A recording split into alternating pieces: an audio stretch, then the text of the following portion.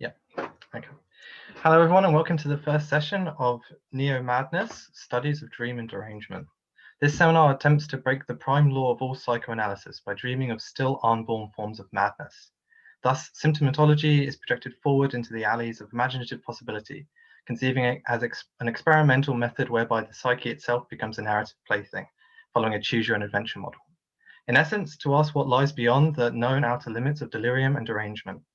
Consequently, this seminar will supersede catapult the categories of schizophrenia, mania, neurosis, delusion, paranoia, melancholia, hysteria, and obsession by allowing lunacy to enter those prismatic chambers of conjecture and hypothetical reinvention never seen before, the Pandora's box of inexistent psychoses or hidden labyrinth of insane consciousness.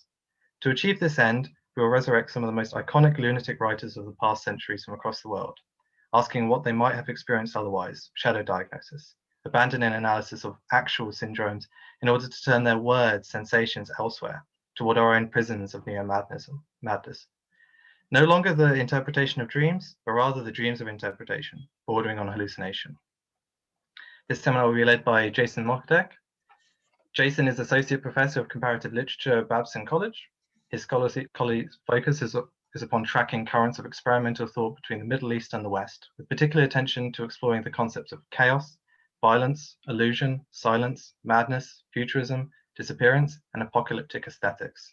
He has published several books to date, including The Chaotic Imagination, New Literature and Philosophy of the Middle East, Inflictions, The Writing of Violence in the Middle East, The Radical Unspoken, Silence in Middle Eastern and Western Thought, Insurgent, Poet, Mystic, Sectarian, The Four Masks of an Eastern Postmodernism, Elemental Disappearances, co-authored with Dejan Lukic, Omnicide, Mania, Fatality and the Future and Delirium, Press in the Future and Delirium, and Night, A Philosophy of the After Dark. So he is also the co-editor of the Suspensions book series with Bloomsbury Press and the co-director of the Fifth Disappearance Lab.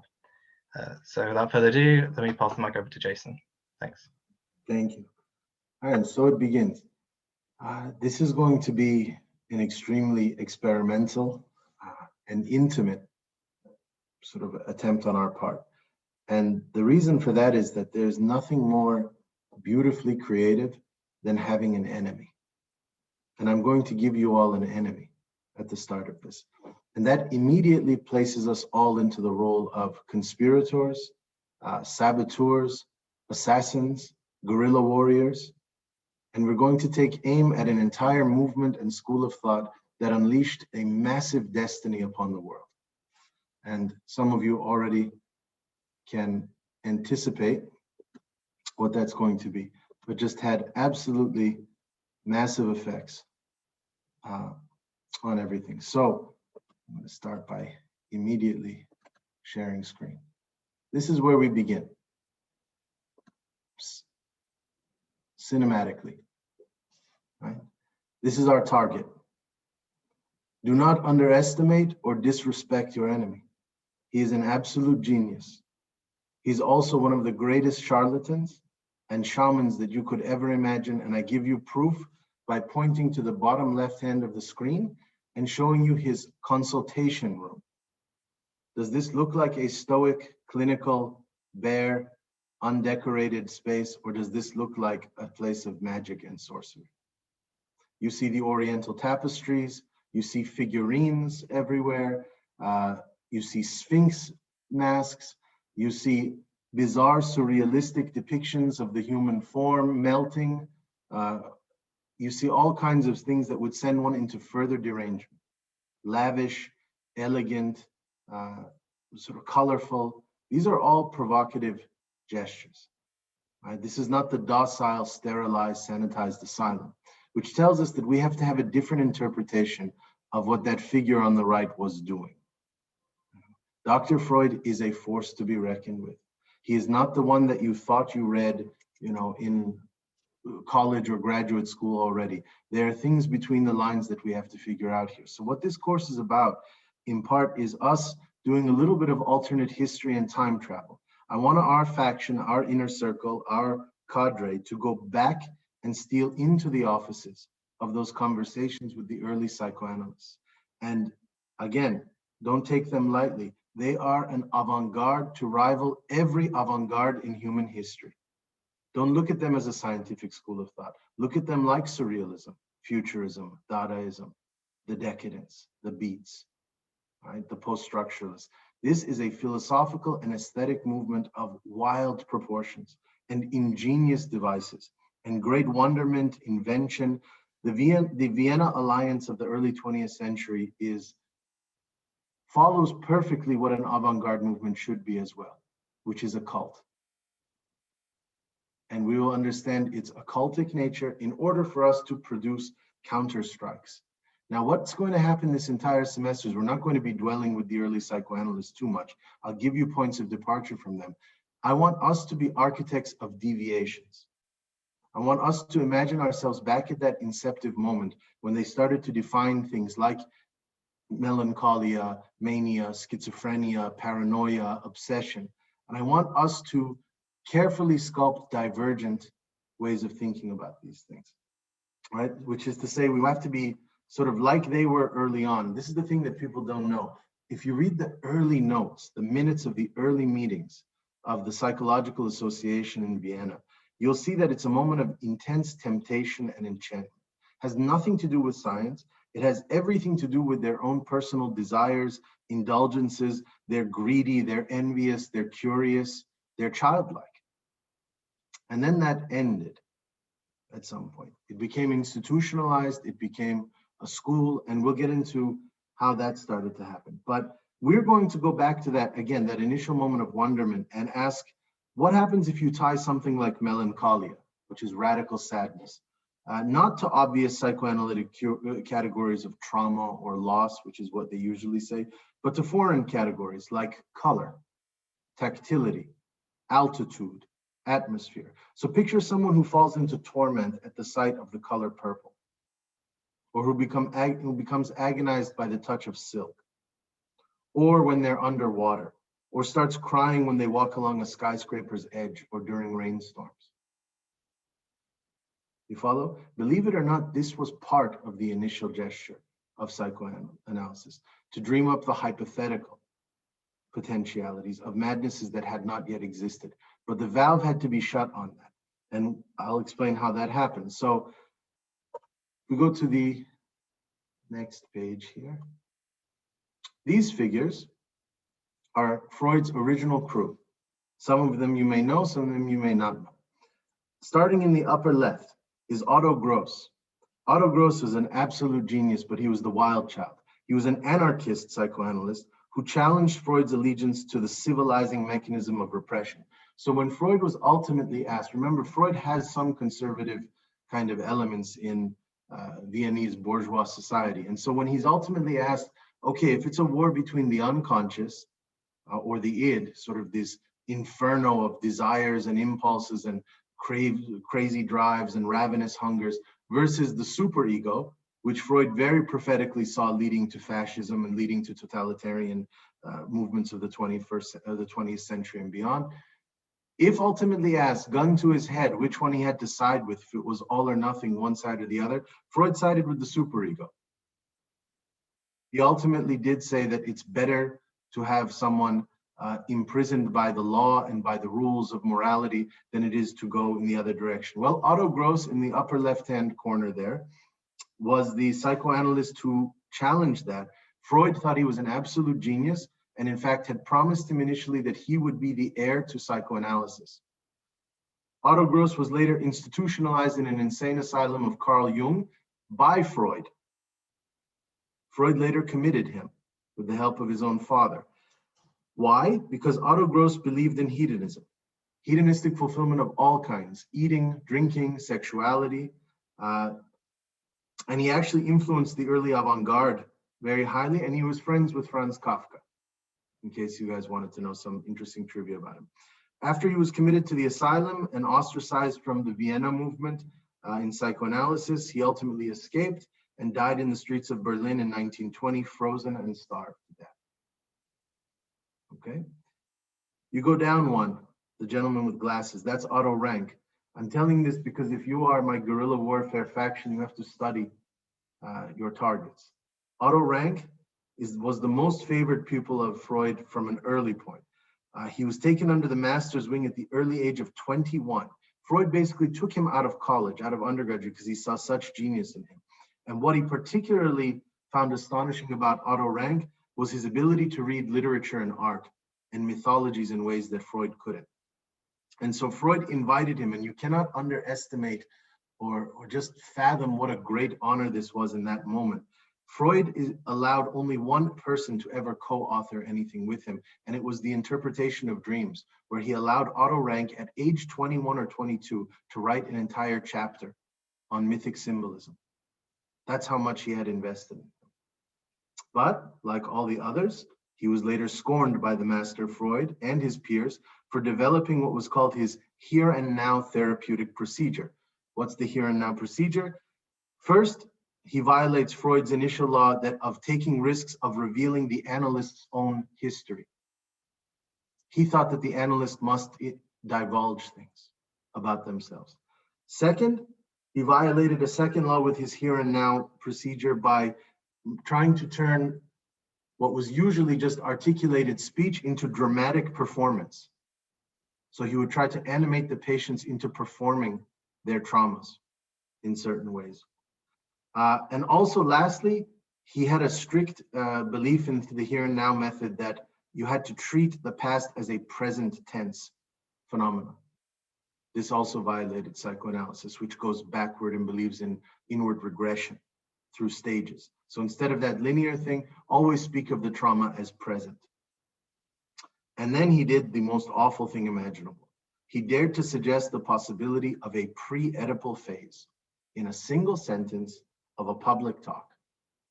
And Freud disowned him for this, banished him entirely.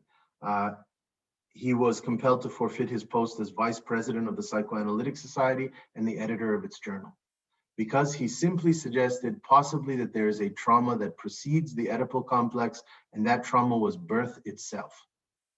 And he has this beautiful line where he refers to it as a primary cosmic fear, the trauma of birth. And that got him sent away. Next, in your upper part here, the gentleman sort of on the upper side, that's a young picture of the ever loyal student until Freud's death. That's Sandor Ferenczi. He waited until after Freud died to publish his more controversial theories, like those of the alien will, which he believed was a situation where you would be capable of protesting. He said that you are not a murderer, but admitting to having fired the shots of the gun. This, believe it or not, this small observation of a patient of his who was able to admit that they fired the gun but were not the murderer was something that would upend and uproot psychoanalytic theories of repression. And so he saved it until after Freud died. He also started writing after Freud's death about megalomania and the idea of being consumed by a, quote, feeling of being bigger and cleverer than the brutal force of the world. And he even suggested, which is completely against psychoanalysis, that the mentally ill person has a keen eye for the insanity of mankind. So he gave it sharp sort of observational awareness in a way that Freud would have disliked. Well, he also ended badly.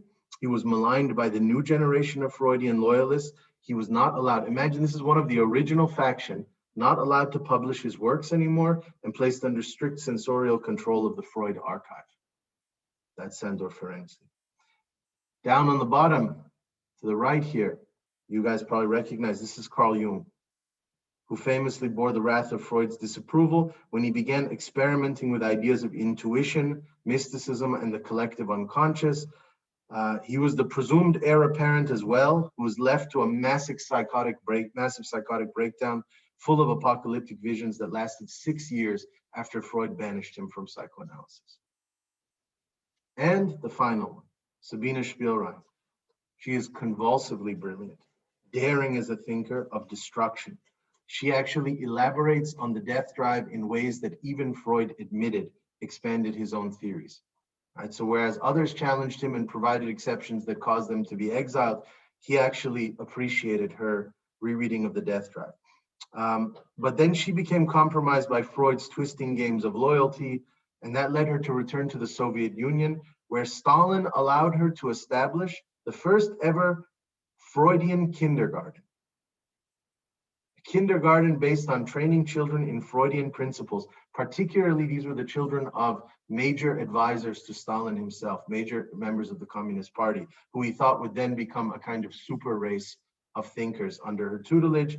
But she was later shot dead with her 2 daughters by fascist soldiers when the Nazis occupied her town in World War II.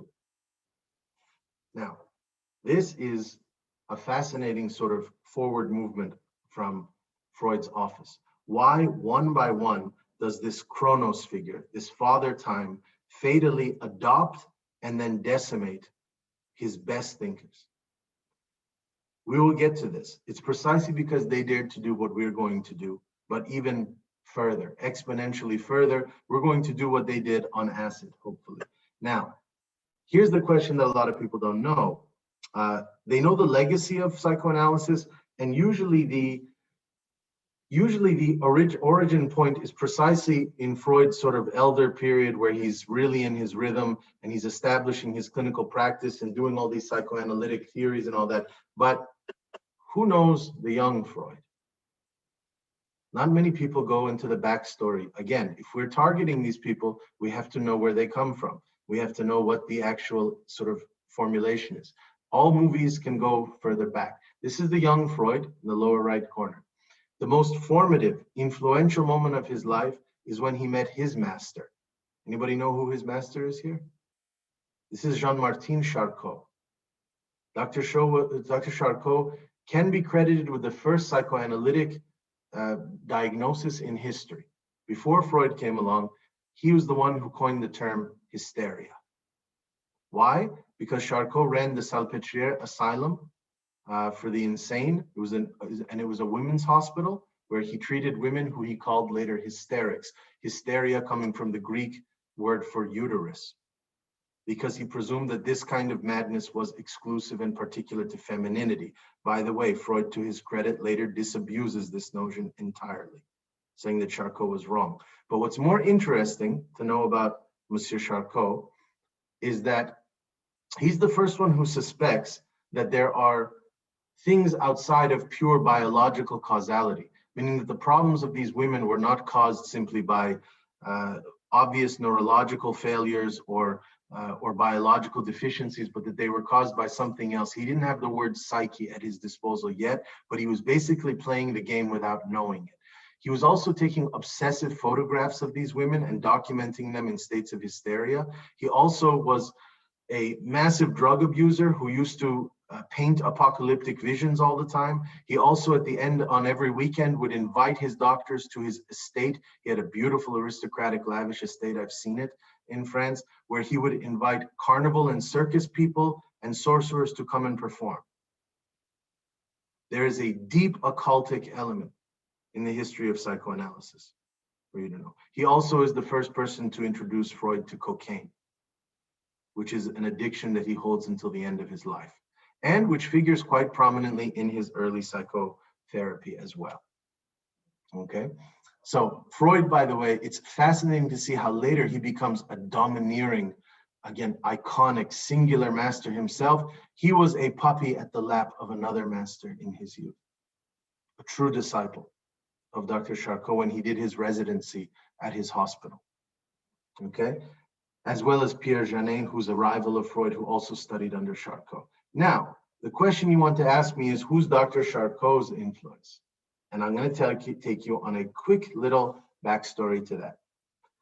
The year is 1027, and there is an absolute genius of a doctor named Avicenna, more correctly Ibn Sina, an Iranian who writes in Arabic and Persian. He's a great physician of his time, and he is the first one to make reference to what he calls a trance state in medicine. A trance state.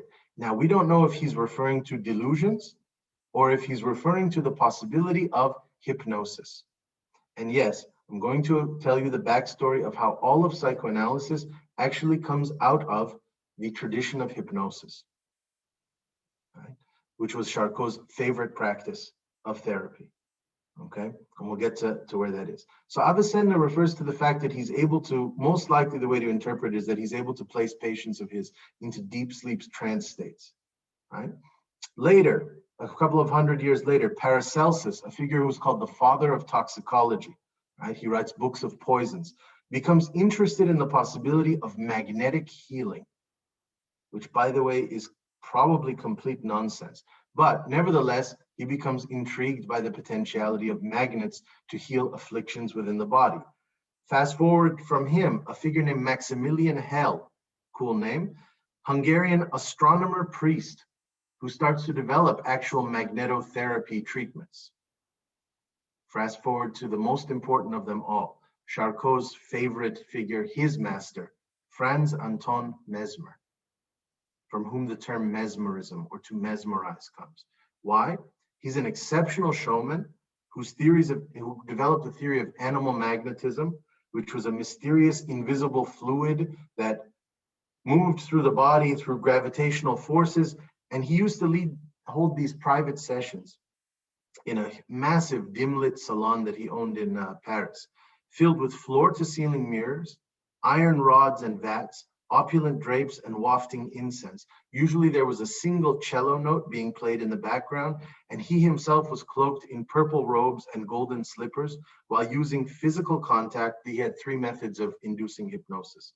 Physical contact, where he would hold you usually under the diaphragm for long periods of time until you went under.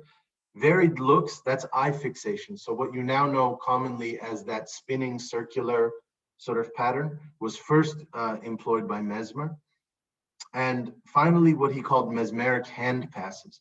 Now this is cool. This is where he didn't need to touch you. He simply needed to levitate his hand or hover it over a certain body part, and it would induce either catalepsy, seizure, or trance. This was documented many times. Aristocrats used to go and pay massive amounts of money to Mesmer to perform this upon them at his estate until finally a royal commission was sent by the King of France to inspect his practices. All of them, including Benjamin Franklin, was one of them, was sent to deduce whether he was a complete fraud or not. They came back saying that there is no evidence that there is a vital fluid, a mysterious vital fluid that he claims that works through animal magnetism, and he was sent into exile immediately. The result of that finding of the Royal Commission was that Mesmer was hiding the extent to which they believed the sincerity and the authenticity of the hypnotic state. It's just what he was underplaying, they believed, was his own charismatic authority as the magnetizer, and how much of it was his own performativity, his melodramatic sort of image at the center of the room, his movements. And he maintained until his death, I believe in Switzerland, that it was all autosuggestion, which means that the hypnotic state is self-induced. It's simply guided or inspired slightly by the magnetizer. Okay. Well, luckily for us, while he goes into a lonely death and exile, following his discrediting, a young aristocrat who doesn't need money to get by, Marquis de Puységur, was one of his greatest students, and he continues experimentation, this aristocrat, with the discipline of magnetism, and he starts to experiment with paranormal faculties under hypnosis. Now, this is where it gets really interesting. You probably could not find an imprint volume of Puységur's findings today. I happen to have one, but it's very hard to find, very rare. But in it, he starts to document that people under hypnosis, his patients under hypnosis, would undergo radical personality switching, audiovisual hallucinations, and various telepathic abilities. He swore that under hypnotic sleep, they could read others' thoughts, including the psychoanalyst, or not the psychoanalyst yet, the magnetizer's thoughts, or that they could extemporaneously diagnose ailments in themselves or others. Meaning they would have some spontaneous intuition as to what was causing their ailment or their malady, or in other people in the room. And even experience, now this is where it gets really interesting, a term in the history of hypnosis called the community of sensation. Community of sensation is a state in which feelings of touch, smell, and localized pain can be shared remotely between hypnotizer and subject. So what would he do? He would blindfold his patients, and he documented this presumably thousands of times, although it's been discredited by the scientific community now. And the Marquis de Puységur would take a needle and he would poke himself with the needle, sitting at about 6 feet distance from his patient. And he said with almost flawless intuitive ability, they would react at the same exact point that he would prick himself. That's the community of sensation idea. Certain studies also recounted subjects who were convinced of negative illusions, which means under hypnosis, you can be convinced that you are missing limbs, that you are paralyzed, or you are blind. That's called a negative illusion, right? Some defect. But you can also be convinced of absorbing newly endowed talents, so positive illusions. So people were persuaded into believing themselves to be great musicians, if they were told that, only then to awaken and produce compositions of masterful ability. And still, even those who hadn't played before or didn't know how to read notes. And still others were allegedly granted attunement to strangers. So there's one where Marquis de Parsegur, this is a fascinating gesture on his part, told one of his patients to go beneath the stage where a man was about to be hanged to death. And he was under hypnosis told that he was in a community of sensation with the hanged man.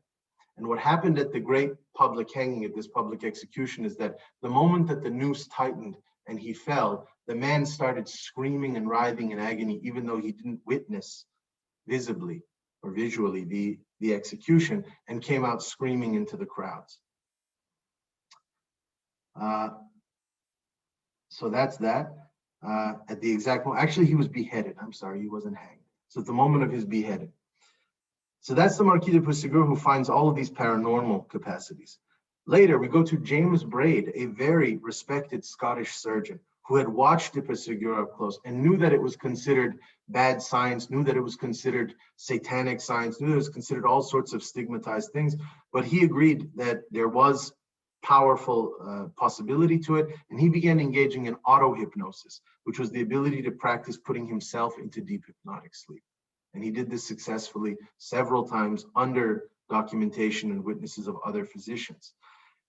That was his attempt to save Mesmer and his student Puysegur from the accusation that they were manipulating people into the hypnotic state. He said if he could show that he could do it himself, then it shows that it's an organic auto response. Now, he developed from this an idea called the mono-idiomotor principle, or sometimes called idiodynamic reflex, which is the idea that if you obsessively fixate on an idea, it will send a corresponding nervous surge and spontaneous involuntary muscular reaction throughout the body. And he experimented with that. Under hypnosis, telling someone to fixate on a particular idea that would induce a particular nervous response involuntarily or a muscular reaction. Okay, then we got to Charcot, who I told you about, the diagnostician of hysterical syndromes, his photographs of the asylum women, his iconographic interest in exaggerated mental states. Something we're going to read actually a figure who wrote and documented Charcot's early work. And here's an interesting treachery to his running of the asylum. The funding of the asylum, this was not a public institution at the time, it was a private institution. So it's funded entirely by aristocrats, in the 19th century, who pay to come and watch what's going on there and decide whether they want to continue funding it. Well, Charcot consciously or unconsciously begins to realize that the more exaggerated the performance of his so-called hysterical women patients are, the more funding he gets. So he began to unconsciously punish those who were too tame or docile. And they began overperforming their symptoms as a result of that, because they realized he would feed them more, or he would save them from being sent to a part of the asylum that was called the irrecuperable section, which is to say the lost causes. So a lot of dark history there also. And then we get to Sigmund Freud and Pierre Janet. Don't worry about Janet, but Freud initially is a great advocate of hypnotherapy. This is going to make you laugh. Do you know why he abandons hypnotherapy and psychoanalysis eventually? Because he's bad at it. It's as simple as that. He's not a good hypnotist. He lacks the skill to do it. And the result of that is that he decides to use other forms of unconscious cognitive stage regression, which is to go back to retrieve your traumatic experiences and your personal histories. He uses dreams. more than that. And he uses free associative techniques, right? Ink blots, sort of reacting to words and things like that. Okay, so that was to give you a kind of little summation of where the world of psychoanalysis sort of comes out of. And why I want to stage it through the prism of hypnosis is to show you the extent to which it was and remains to some extent a magical and visionary practice. The only way to counter spells is with spells. That's your job for an entire semester. Okay, so throughout this class, we're going to look at 7 particular pathologies. Today, we're going to start with delusion, which is also sometimes linked to dementia. Next week, mania. The week after that, schizophrenia, hysteria, obsession, paranoia, and melancholia. What we'll do every week is that we'll give a little bit of the classic symptomatology of what goes into it, and then you all have to construct the deviation. You have to create new conceptual connections, new experiential territories for each one of these. I want you to invent madmen and madwomen that have not ever been seen before and who do not bend to these archetypal classifications.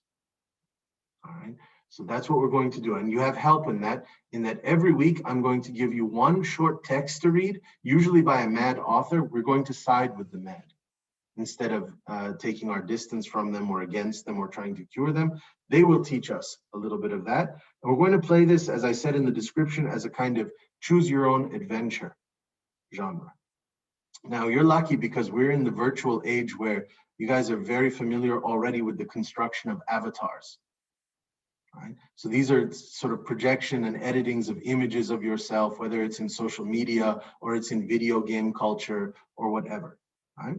And all that is usually is about a focus on details, singular details, that then will make you exceptional in some way. So as you know from these, what are these new edit filters that exist on social media that everybody's obsessed with? They usually, the trick of it is something that it either makes you super pale or it makes your eyes enlarged, right? Or it does something weird to the hair or to the complexion. So it's usually just the focus, again, on a singular feature. Believe it or not, one weird quality, one weird detail is enough to make you an exception. That is the case for carnival culture, where the so-called freak is defined usually only in terms of one dissimilarity. The bearded woman is a normal, quote unquote, woman in every facet of her being except for the beard. You follow? And so similarly with every other one of them. Sometimes superheroes follow this quality as well. Not all of them. Sometimes you get kind of totalizing superheroes like Superman, who are just super in every capacity. But then sometimes you get like the X-Men, who typically only have one capacity that is abnormal and exceptional, one mutation. But it's enough to sort of allow them to completely distantiate themselves from all others. And this is also the case with martial artists. And I always like to bring this up as well. There is no king of martial arts in the way that there's a pope in Catholic sort of thinking, right? It's not so centralized. Instead, there are multiple segmented, compartmentalized schools. The idea of a master is to develop your own unique school. And that school is usually focused upon an attunement to a single entity, often a creature, like snake form, right? Or praying mantis form, right? As well as very particularized uses of the body. So it's the same thing. It's the construction of a singular, irreproducible detail that distinguishes one from all others. That's all you need usually. And by the way, one could even say that often for the history of art. I mean, no offense to anyone out there, but Rothko, Pollock, they're kind of one-trick ponies, right? They have one major breakthrough gesture.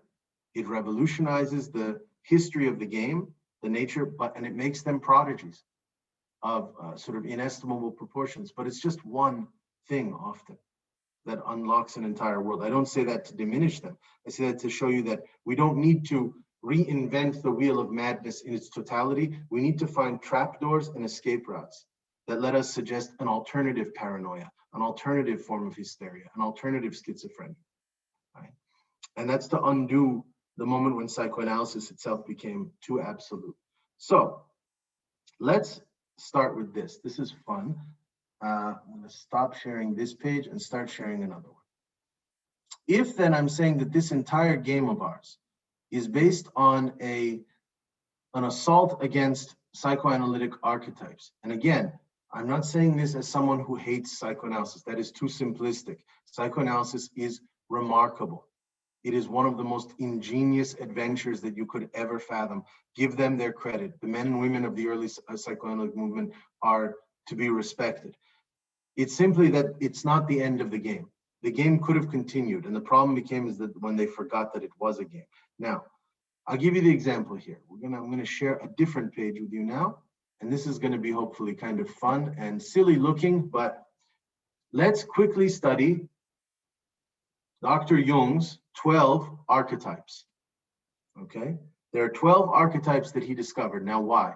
Jung went back and noticed that across civilizations, across histories, myths tend to have the same characters, right? So whether you're looking at, I don't know, the Odyssey, or you're looking at Harry Potter, you still have the same recurring character types coming back and forth, which is why you so easily identify with them, which is why there's no great conflict or sort of a contrast of ideas when you see a contemporary film, because they fall into these different archetypal classifications. So first, just bear with me, let's go through them, the 12 of them. First, you'll notice the innocent in most ancient myths or storytelling. The motto of the innocent, free to be you and me, core desire to get to paradise. This is, by the way, by a psychotherapist named Carl Golden who put this together, but these are based on Jung's ego types. Goal to be happy, greatest fear of the innocent, to be punished for doing something bad or wrong, strategy to do things right, weakness, they're boring for all their naive innocence. Their talent is faith and optimism. The innocent is also known as the utopian, traditionalist, naive, mystic, saint, romantic dreamer. You're all seeing this page, right? Okay, perfect. 2, the orphan, or the regular guy or gal. Motto, all men and women are created equal. Core desire, connecting with others. Goal, to belong. Greatest fear, to be left out or stand out from the crowd. Strategy, that they develop ordinary solid virtues. They're down to earth. They have the common touch. Their weakness is losing their own self in an effort to blend in for the sake of superficial relationships. Talent, their realism, their empathy, their lack of pretense. The regular person is also known as the good old boy, the everyman, the person next door, the realist, the working stiff, the solid citizen, the good neighbor, the silent majority. Archetype number 3, the hero. Motto, where there's a will, there's a way. Core desire, to prove one's worth through courageous acts. Their goal, expert mastery in a way that improves the world. Greatest fear, weakness, vulnerability, being a chicken. Strategy, to be as strong and competent as possible. Their weakness, arrogance, always needing another battle to fight. Talent, confidence, and courage. The hero is also known as the warrior, crusader, rescuer, superhero, the soldier, dragon slayer, the winner, and the team player. Okay. Then we got the caregiver. That's your fairy godmother. Motto, love your neighbor as yourself. Core desire, to protect and care for others. Goal, to help others. Greatest fear, selfishness and ingratitude. Strategy, doing things for others. Weakness, martyrdom and being exploited. Talent, compassion, generosity. The caregiver is also known as the saint, altruist, parent, helper, or supporter. Then we get into the soul types. The explorer. Motto, don't fence me in. Core desire, the freedom to find out who you are through exploring the world. Goal is to experience a better, more authentic, more fulfilling life. Biggest fear, getting trapped, conformity, and inner emptiness. Strategy, journey, seeking out experiencing new things, escape from boredom. Weakness, aimless wandering, becoming a misfit. Now, this is an interesting thing that Jung did. He always was able to say, if you take any of these positive capacities, archetypal capacities, to their extreme limit, they can often reverse into a weakness. Right? So we know this. Obsessive love can become jealousy, right? Obsessive or sort of extreme courage can become arrogance, right? Innocence, which is a nice quality, can become stupidity, and so on and so on and so on, right? So he notes that. Talent of the explorer is her autonomy, ambition, being true to one's soul. The explorer is also known as the seeker, iconoclast, wanderer, individualist, pilgrim. Number 6, the rebel. Rules are made to be broken. Core desire, revenge or revolution. Goal, to overturn what isn't working. Greatest fear, to be powerless or ineffectual. Strategy, disrupt, destroy, or shock. Weakness, crossing over to the dark side, crime. Talent, outrageousness, radical freedom. The outlaw is also known as the rebel, revolutionary, wild man, misfit, or iconoclast. You got the lover, motto, you're the only one, core desire, intimacy and experience, goal, being in a relationship with the people, work, and surroundings they love. Greatest fear, being alone, unwanted, unloved. Strategy, to become more and more physically and emotionally attractive. Weakness, outward directed desire to please others at risk of losing one's identity. Talent, passion, gratitude, appreciation, and commitment. The lover is also known as the partner, friend, intimate, enthusiast, sensualist, spouse, team builder. The creator, motto, if you can imagine it, it can be done. This is basically the artist. Core desire, to create things of enduring value. Goal, to realize a vision.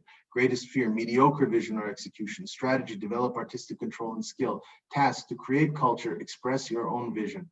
Weakness, perfectionism, bad solutions. Talent, creativity, and imagination. The creator is also known as the artist, inventor, innovator, musician, writer, or dreamer. Almost there. Self-types, the jester. Motto, you only live once. Core desire, this is the fool or the trickster or the jester or comic relief in any film. To live in the moment with full enjoyment. Goal, to have a great time and lighten up the world. Greatest fear, being bored or boring others. Strategy, play, make jokes, be funny. Weakness, frivolity, wasting time. Talent, joy. The jester is also known as the fool, trickster, joker, practical joker, or comedian. 10, the sage. Motto, the truth will set you free. Core desire, to find the truth. Goal, to use intelligence and analysis to understand the world. Biggest fear, being duped, misled, or ignorance. Strategy, seeking out information and knowledge, self-reflection and understanding thought processes. Weakness, can study details forever and never act. Talent, wisdom, intelligence. The sage is also known as the expert, scholar, detective, advisor, thinker, philosopher, academic, researcher, planner, professional, mentor, teacher, contemplative. Number 11, the magician. Motto, I make things happen. Core desire, understanding the fundamental laws of the universe. Goal, to make dreams come true. Greatest fear, unintended negative consequences. Strategy, develop a vision and live by it. Weakness, becoming manipulative. Talent, finding win-win solutions. The magician is also known as the visionary, catalyst, inventor, charismatic leader, shaman, healer, medicine man. And finally, the ruler. Motto, power isn't everything, it's the only thing. Core desire, control. Goal, create a prosperous, successful family or community. Strategy, exercise power. Greatest fear, chaos, being overthrown. Weakness, being authoritarian, unable to delegate. Talent, responsibility, leadership. The ruler is also known as the boss, leader, aristocrat, king, queen, politician, role model, manager, or administrator. Now, if you go forward just a little bit, you got through all 12, okay? Those are the 12 Jungian archetypes. The 4 cardinal orientations, he says, if you place these in a spectrum, some will bend towards freedom, like that their primary impulse is towards freedom. That is the explorer, the outlaw, the jester, the creator, the lover to some extent. Then the social, people who are obsessed with their social connections, the lover, the caregiver, the everyman, right? Those who are obsessed with ego, again, creator, hero, magician. And down here, those obsessed with order, the sage, the ruler, the innocent, because the innocent wants to be protected. Now, what's interesting here is we can start our speculative game slightly already by trying to mess up Jung's diagram. So take note of this, and somebody give me a, see if I can go back to all of you now. Somebody give me an example of someone going astray. So mix something that doesn't work here. Take a conceptual figure.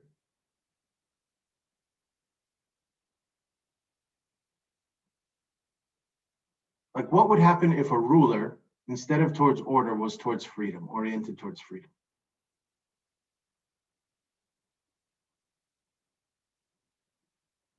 I'll stop share for a second. Have you read what is Michael Moorcock novel, Elric of Melniboné?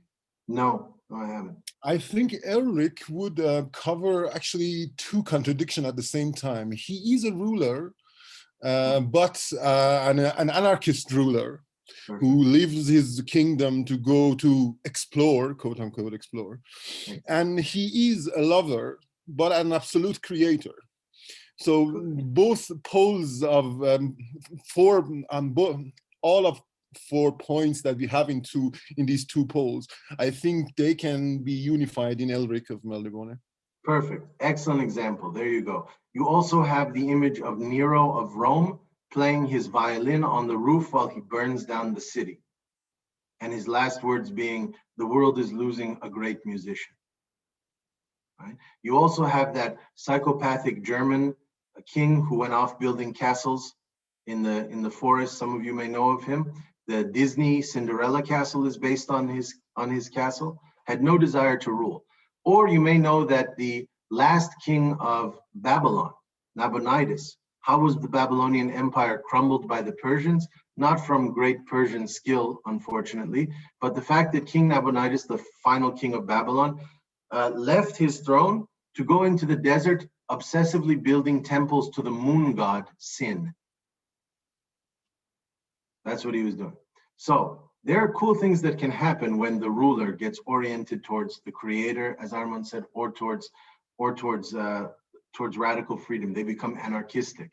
There's a great text that we may get to then by Gerard de Nerval, who's an amazing schizophrenic author of the 19th century, one of Artaud's favorite figures, Antonin Artaud's favorite figures. And de Nerval has this piece called The Tale of Caliph Hakim, which is about an Egyptian ruler who has all the schizophrenic qualities that de Nerval had himself. And this is a fascinating gesture when a schizophrenic author writes about schizophrenic characters. And so, for instance, Caliph Hakim sees himself in star alignments. He sees his destiny inscribed there. He sees himself both as a double in the heavens, a kind of immortal version, an eternal version, and then a bodily version. But he also leads a rebellion ultimately against his own kingdom by unlocking the insane asylums and the prisons. So he's a fascinating figure, but also capable of ruthless behavior, incest with his sister, all kinds of strange other qualities that he has. But yeah, there's your example of someone who defies the archetypal. Can you give me another quick creative example? I think most interesting characters maybe like have a synthesis of a couple, and especially those like larger than life figures and mystic figures like Jesus or Buddha or some stuff like that. They usually mix 2 or 3 of this archetypes or all of them. That's right. So different fables of, let's say, the Christian paradigm will enhance the caretaker. There are moments where he's the ruler, meaning there are authoritarian instances in the Christian tradition where he chastises or punishes, right? But then there's also the merciful side. There's also the creative side when he does magic, when he sort of does, miraculous abilities and things like that. There's also the innocent, Father, why have you forsaken me? So yes, you're right. All of the archetypes are played around with in those mythical traditions as well. So you've got a lot of them. But let's imagine, again, remember when every time they go wrong, which is to say they go to an extreme limit. So if you take, God, I can't believe I'm citing this one, but if you take Harry Potter, right? You've got your Dumbledore is the classic sage figure, like Yoda. And by the way, it's kind of grotesque to know that George Lucas, who wrote Star Wars, he used Jungian archetypes, in case you don't know. Like explicitly, he went and reread Jungian archetypes and just plugged them in to create his characters, right? Which is why you get these kind of wooden archetypal characters in those stories. They're not that complex at the end of the day. But basically, Jung, every time he saw a figure sort of go to an extreme limit or start to do it, he saw it as perversion. He saw it as a malady, as a pathological turn. So that's why to this day we've inherited this interpretive mechanism where the figure who wants to master magic to an exceptional extent of self-realization has to be termed evil. And that's where you get the deformed Voldemort, whose name becomes unspeakable, right? It's seen as sort of immoral. But really, it's just about the intensification of these prototypes or the admixture of them. So we're going to keep doing that. So does anybody have any others? Philippa, I noted in the chat that if you're a creator aiming for the social or for the engineer.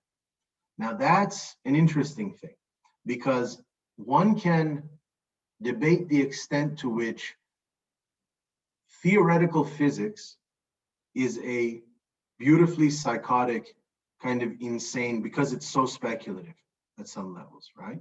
So the splitting of the atom, for instance. But what happens when you take something that is unbound and conjectural and unorthodox in that regard and creative, and you place it in a neurotic chamber of the building of an actual atomic bomb, right?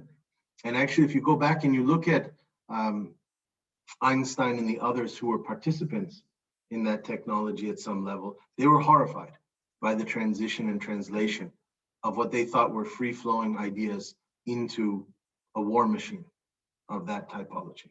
But that can happen with almost anything. So yes, so that's a good example. Delshad Ropal Escobar, the Henry Ford of narcotics. There you go. Also a family man, a lover, and the caretaker of the poor. Very good. Okay. Yes, there's a whole history of mafia as having bizarre kind of mixtures of prototypes, that they're beloved. That's where the anti-hero figure kind of comes out of. Why are you rooting for Scarface in Scarface? Right? He kills his own sister and his best friend and anybody else. He's a brutal sort of savage figure. But there's some powerful elements and elegant sort of aspects to him that makes you want him to win at the end of it. Socrates, someone wrote, sure, if you have a really cool experimental reading of Socrates, absolutely. So my point is, what we're going to do every week is when we look and we say, okay, so what are the fundamentals of mania, which we'll do next week. And you'll actually read a great manic author, Giorgio Manganelli, who wrote a short piece you're going to read called The King. And the first line of The King is when Manganelli declares, "It is beyond question to me that I am a king." That's line number one. That's pure mania. Now, what we're going to look at is, okay, mania, we can obviously associate it with delusions of grandeur, with excessive thoughts, with racing thoughts, with speed. There's all sorts of things that go into it, and we'll get to that. But then I want us to add. And Manganelli is going to do things that no Freudian psychoanalysis of mania can accommodate. Right? It would be dangerous to actually listen to him.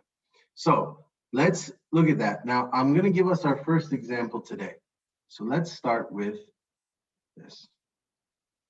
If I go back, you all are seeing this screen again, correct? The red? Yeah, everyone can see it. All right, perfect. So our first madness is delusion. And the reason we start with delusion is because it's actually just another synonym for madness. It is the building block or the first molecule by which you can call something that psychotic or pathological. It's basically another, just again, synonym for it. So what is delusion? It's the inability to differentiate real from imagined events. Now from that, you have to break that down further into two types of hallucinations that delusional people suffer from. One is possible, which is non-bizarre delusions. So that's the ability that, the idea that, for instance, someone is attempting to poison them. Well, that could actually happen. Versus impossible hallucinations, which is that once a month, this is like a lycanthropy. Once a month, I turn into a werewolf and under the full moon, and I go and I ravage villages, which Freud, by the way, had lycanthropic patients who believed that they turned into animals or other creatures on certain occasions. So he had to differentiate very early on between possible and impossible delusions. Typically, delusions, according to the classic handbook, will follow 5 types. Erotomanic, which is the belief, it's a delusional disorder that believes that another person, often someone important or famous, is in love with you. Okay? This often results in a stalker syndrome and an attempt to contact the object of the delusion. So that's the first kind of obsessive delusional abilities, the belief that there's a kind of erotic or adoration between you and some stranger. Second is grandiose. That's a person with this type of delusional disorder has an overinflated sense of worth, power, knowledge, or identity, might believe that they have a great talent or they've made an important discovery. Okay? And by the way, you'll notice that these will be part and parcel of other of the later pathologies. So schizophrenics can have these delusional things. So schizophrenic can believe that they're a prophet or that they are sent to save the world. So that would be a grandiose delusion according to the psychoanalytic handbook. Then you have the jealous one. That's a person who has a kind of obsessive pathological fixation with the idea that someone close to them is unfaithful or betraying them. In deeply domineering family structures, that can be a belief that the mother or father is trying to kill them.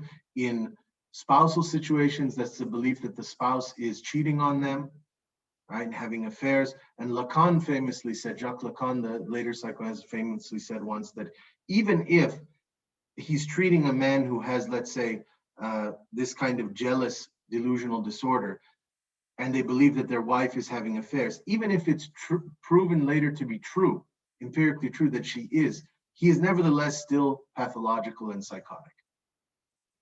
His obsession is still nevertheless delusional, even if he was right. You follow? That's an interesting thing to say. Persecutory. That's obvious. That's the type of delusional disorder where people believe that they or others around them are being mistreated, someone's spying on them or planning to harm them. A lot of these people believe that they go to the legal authorities constantly. They're registering complaints. Or if you take it to an extreme sort of dimension, they believe that governments are listening to them or implanting chips in their head or in their teeth or in something to that effect. And then finally, there's somatic. Somatic delusion is an idea who has delusional disorder about their own physical bodies. So they believe they have medical problems. They believe this can even go to that kind of limb syndrome where some people want to cut off an arm or a leg because they believe that it's a kind of tumorous outgrowth that does not belong. Right? So that's a somatic delusion, referencing your physiology and sort of the belief that there's something cancerous or fatal in your own body. Okay, all of these, by the way, and it's something that the psychoanalysts do not focus on, all of these also have ecstatic potentials. It's just, why do we not follow them? Because they usually are criminal. All of these are criminal. So we don't want to romanticize or fetishize sort of dangerous behavior and socially dysfunctional behavior. But all of these are also, if you look closely, usually the stuff of exceptional storytelling. These types of delusions, okay? Now we go to dementia, which is often a subcompartment of delusion. Dementia in particular refers to the inability to distinguish boundaries of time and space. That's the most important thing that you have to know about it, time and space. Now, why do I want to go into this? Because in 2 seconds, we're going to read closely together the first work that's not on your syllabus, which is Italo Calvino's Invisible Cities. And in that work, we're going to look at, which is the story of Marco Polo, who was an explorer and a wanderer, as you know, one of the few people who traveled to really remote regions of the world for his time. There's only one problem with Marco Polo's journals, which is that he's a notorious liar.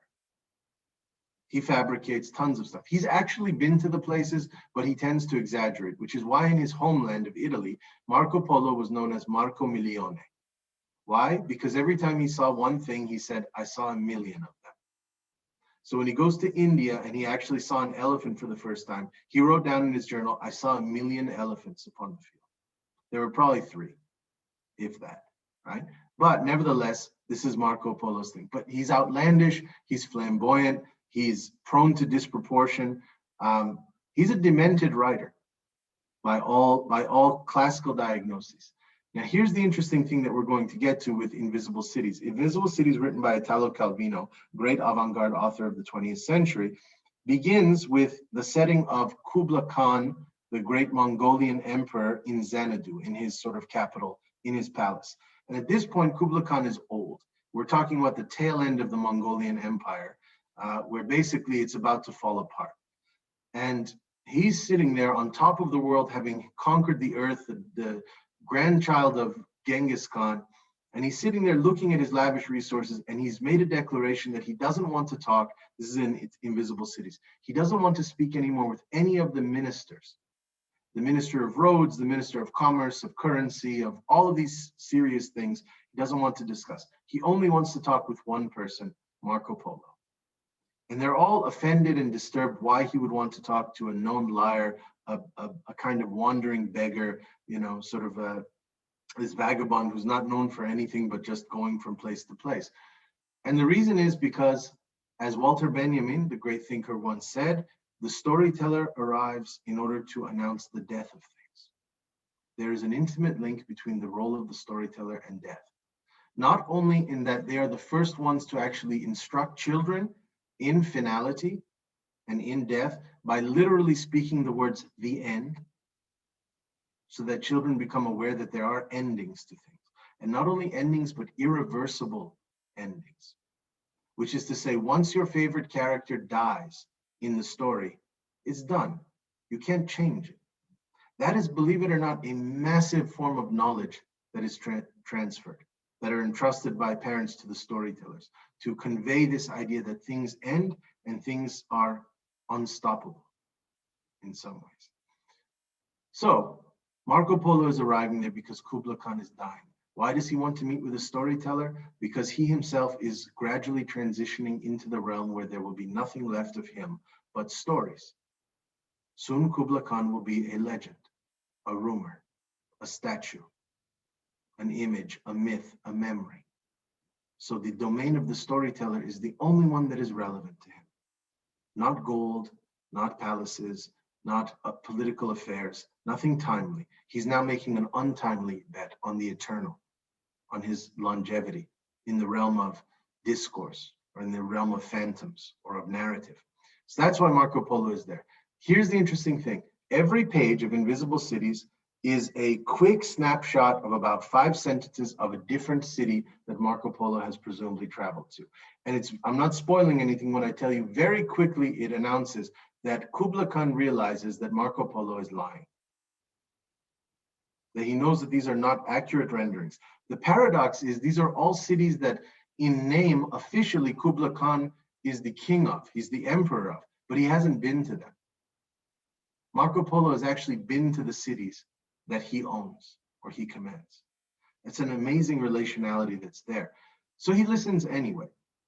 But I want you to see how the way that Marco Polo describes cities, and each one of them has, again, some weird slippery slope, some twist or turn. And that's what I want us to read at the beginning for. I want you to master that ability. Whatever narrative that we're constructing, or whatever prototype of madness that or lunatic that you're inventing for the week, I want you to be able to shift them, to be good at diverging them or deflecting them in another direction. That's exactly what happens in every city. Why? Because Italo Calvino wants to make sure that Marco Polo never stays anywhere for too long. So it can't be perfect. There must be a blemish, a stain, an imperfection that then causes him to leave. Right? That's why he builds in some type of twist to each one of them. So just to look at it quickly, what are the characteristics of dementia, which is a form of delusion related to time and space? 1, memory loss. Also difficulty concentrating.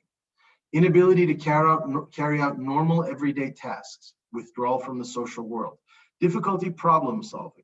Struggling to follow a conversation or to find the right word. If you've ever known anyone who has Alzheimer's, for instance, you'll notice that gradually they begin to lose some vocabulary. So they may refer to their watch as something like a hand clock.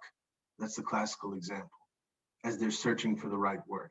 Being confused about time and place, trouble understanding visual images or spatial relationships. That can lead to a sense of disproportion or problems of perception of distance. Misplacing things and losing the ability to retrace steps and mood changes. Remember these because every single one of these are the ingredients of Italo Calvino's narrative strategy.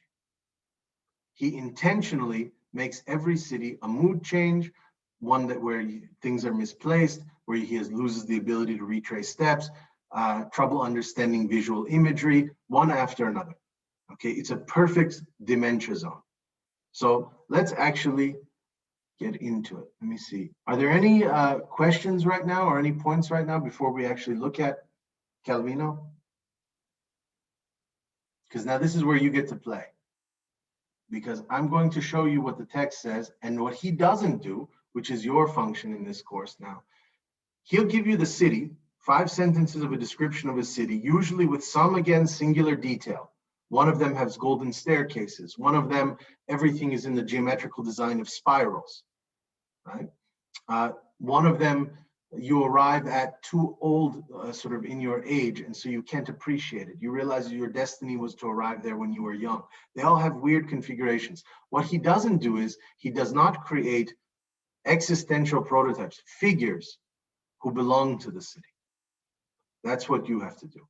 I want you to populate them with a madman or madwoman that would walk the streets of that place and try and deduce and infer what might happen to them. Okay, so let's get into this real quick. Where are we at in time? Oh, good, we're on schedule. Let's see. Can everybody see this? You can see the page?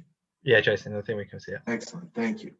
All right, I'll just read it out loud. Kubla Khan, this is the intro. Kubla Khan does not necessarily believe everything Marco Polo says when he describes the cities visited on his expeditions, but the emperor of the Tartars does continue listening to the young Venetian with greater attention and curiosity than he shows any other messenger or explorer of his. In the lives of emperors, there is a moment which follows pride in the boundless extension of the territories we have conquered, and the melancholy and relief of knowing we shall soon give up any thought of knowing and understanding them.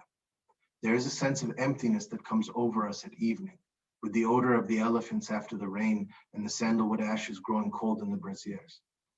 A dizziness that makes rivers and mountains tremble on the fallow curves of the planispheres where they are portrayed, and rolls up, one after the other, the dispatches announcing to us the collapse of the last enemy troops, from defeat to defeat, and flakes the wax of the seals of obscure kings who beseech our army's protection, offering in exchange annual tributes of precious metals, tanned hides, and tortoiseshell.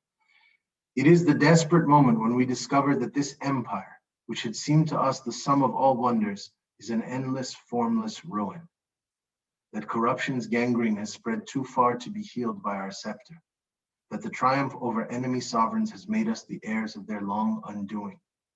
Only in Marco Polo's accounts was Kubla Khan able to discern through the walls and towers destined to crumble the tracery of a pattern so subtle it could escape the termites' gnawing. All right. City number 1. Leaving there and proceeding for 3 days toward the east, you reach Diomira, a city with 60 silver domes, bronze statues of all the gods, streets paved with lead, a crystal theater, a golden cock that crows each morning on a tower. All these beauties will already be familiar to the visitor, who has seen them also in other cities. But the special quality of this city for the man who arrives there on a September evening, when the days are growing shorter and the multicolored lamps are lighted all at once at the doors of the food stalls, and from a terrace a woman's voice cries, "Oh," is that he feels envy toward those who now believe they have once before lived an evening identical to this, and who think they were happy that time. All right, your turn. Take the clues and tell me what prototype of madness we can construct. So first start with the first just phenomenological law. Don't try to know, just watch. Like detectives, just assort the actual empirical clues that we have here. What do you notice from the beginning? What should we take note of? Well, it says leaving there, but it doesn't say where there is. It just says, I mean, it's giving you like a direction that's relative to somewhere that you don't, that isn't kind of specified. We already have an unreliable narrative ended, like you say, in the sense that we're in the middle somewhere. This is not the first city, right? There's an allusion to a backstory, and that's good to note that. Okay, but then what do you notice? What do you notice about it? The first descriptions of it. There's a particular phenomenological detail, a particular descriptive feature. The number 60? The number 60, good. Being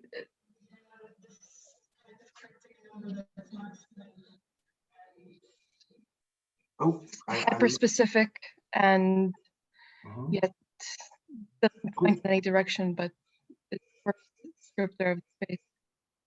Excellent. So we have the number 60, which is a kind of, it makes us wonder if there's a numerology, sort of a numerological sort of element to this, or a sacred geometry to the city. And be careful with people who are obsessed with numerologies or with sacred geometries, because it trumps all reason. You cannot have a rational conversation with somebody who, no matter how much you try to persuade them of something, is set that the number 17 is all that matters. Right? That will guide the course of action. That will guide the chain of events, the plot, the fate of what is to happen, not some free will decision or rational contemplation. So good, we have that. What else do you notice there? Something tactile. It's a shiny city. It's a bright city full of metals and crystals and. Brilliant, Armin. There you go. We have a metallurgic quality here. For those of you who may know Deleuze and Guattari's 1,000 Plateaus, there's a whole section on metallurgy. It's important to them, right? You can learn insane ways out of psychological dilemmas. And remember, 1,000 Plateaus is their assault against psychoanalysis, right? Starts with the idea that a schizophrenic out for a walk is a better model than a neurotic on a couch. Right? That's an aim for the jugular vein of Freud's throat, right at the outset, okay? Why metallurgy? Because the shamanic rhythm of iron workers, steel workers, hammering in the forge, their surroundings of infernal fire around them and all of these liquefying metals and rhythm and movement supersedes all bad psychology. When you have to build a sword, or you have to build a blade, or you have to build a contraption, there's no time for mommy daddy issues. It obsolesces the psychoanalytic universe through sheer momentum and intensity. That's why they like it. So good, we have a metallurgic thing. Now here's an interesting detail though. What do you notice? It's not exclusive to one metal. So it's not a city that worships only bronze or only lead, but it's different metallurgic properties, but they're all assigned to different sort of dimensions of the city's architecture. Good. Anything else? There's a weird thing. Sorry. Go ahead. To kind of go off on the metallurgy aspect of it, it's interesting that if we assume that the 3-day journey isn't exactly a prepared journey, then maybe it's kind of wandering into the wastes, starving, dying of thirst, that sort of thing. What it kind of puts into stark relief is that most of the substances, except for possibly bronze, are very malleable substances, very fragile substances. Crystals can break, lead can be bent or turned into writing. Silver and gold are often, particularly more applicable to gold, but are very malleable, bendable substances. So all of this implies a sort of fragility, a sort of mirage-like quality that could fracture, that could bend, that could be swept away by the wind or by a simple brush stroke at any minute. Excellent. I love it. Perfect, Aaron, because what you then have said is we have a paradox of substances that feign hardness, solidity, that actually very easily can become liquefied, can become warped, can become shattered. There's a fragility in the substructure of things that give the facade of fortification. Excellent. Yep, that's great. Have any of you ever seen, I'm sure you've seen it, Frank Gehry's famous Guggenheim Museum of Bilbao? Okay, so what is it famous for? Luminescence, right? That you get these kind of diffractive light beams and rays that are constantly shooting off of the metallic surface, right? And he does this through corrugation or through curvatures of metal. It's very easy to fathom this as a kind of hall of mirrors as well, right? And light, a lot of shadow being sort of projected in every direction. Good. There's one part of that sentence that makes no freaking sense. Come on, help me out here. We just went from possible non-bizarre delusions to an impossible delusion.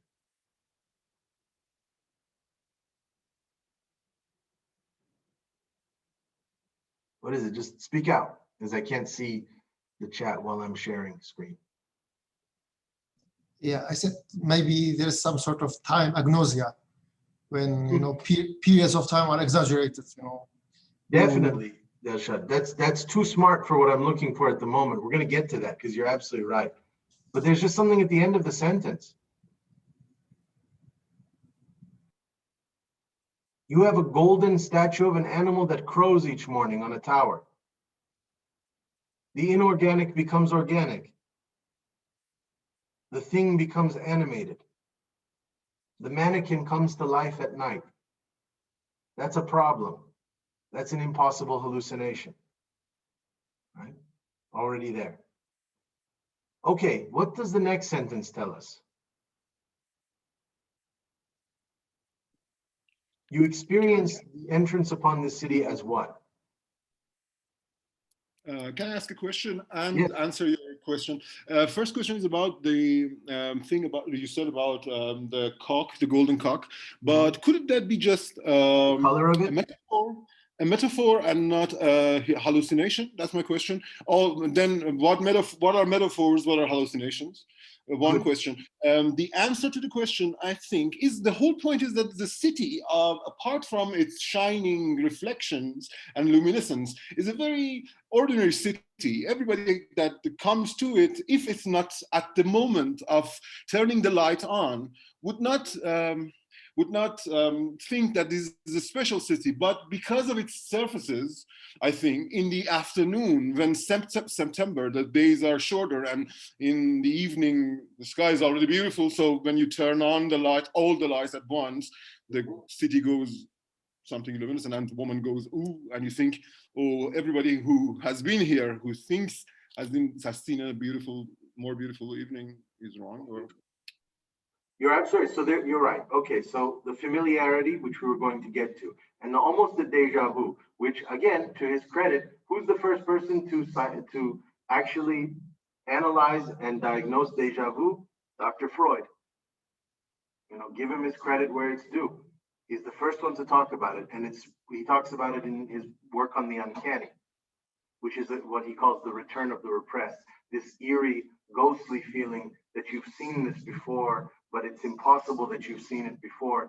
He treats it as a kind of morbid haunting, right? But here it's not experienced that way.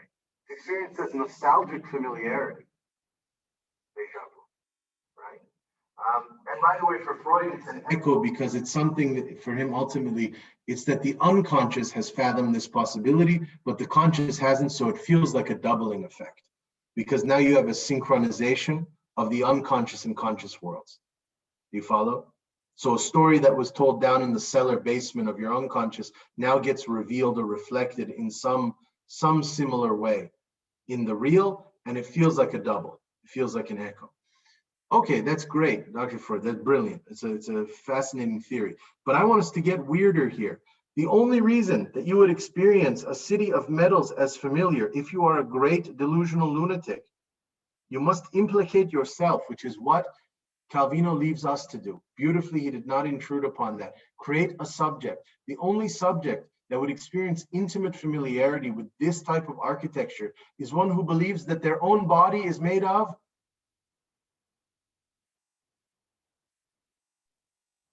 as the first subject, I thought of the machine man in Metropolis. Good. Okay, good. We have a metallic subject. Would you believe it if I told you that Jung had patients who believed they were made of metal?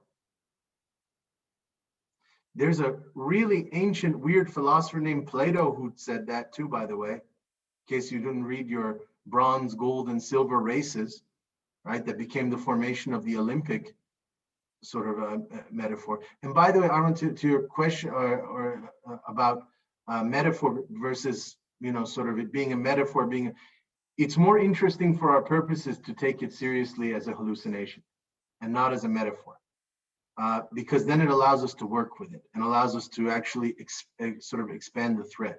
So let's take things, actually, one of the things that scares people about schizophrenics is how literally they take the world, not how abstractly. They have a great capacity and propensity for abstraction. We'll get to that, but they also are extremely literal, which is why the fool in the ancient world, right? Just like the child is related to the schizophrenic, the fool is related to the schizophrenic, was always a dangerous figure because they blurt stuff out at the dinner party that no one else, that everyone knows, but you don't want to say. If you've ever been with a child at a dinner party and they turn to some elderly person and say, "You're old," and everyone goes, "Oh, that's rude. Don't say that."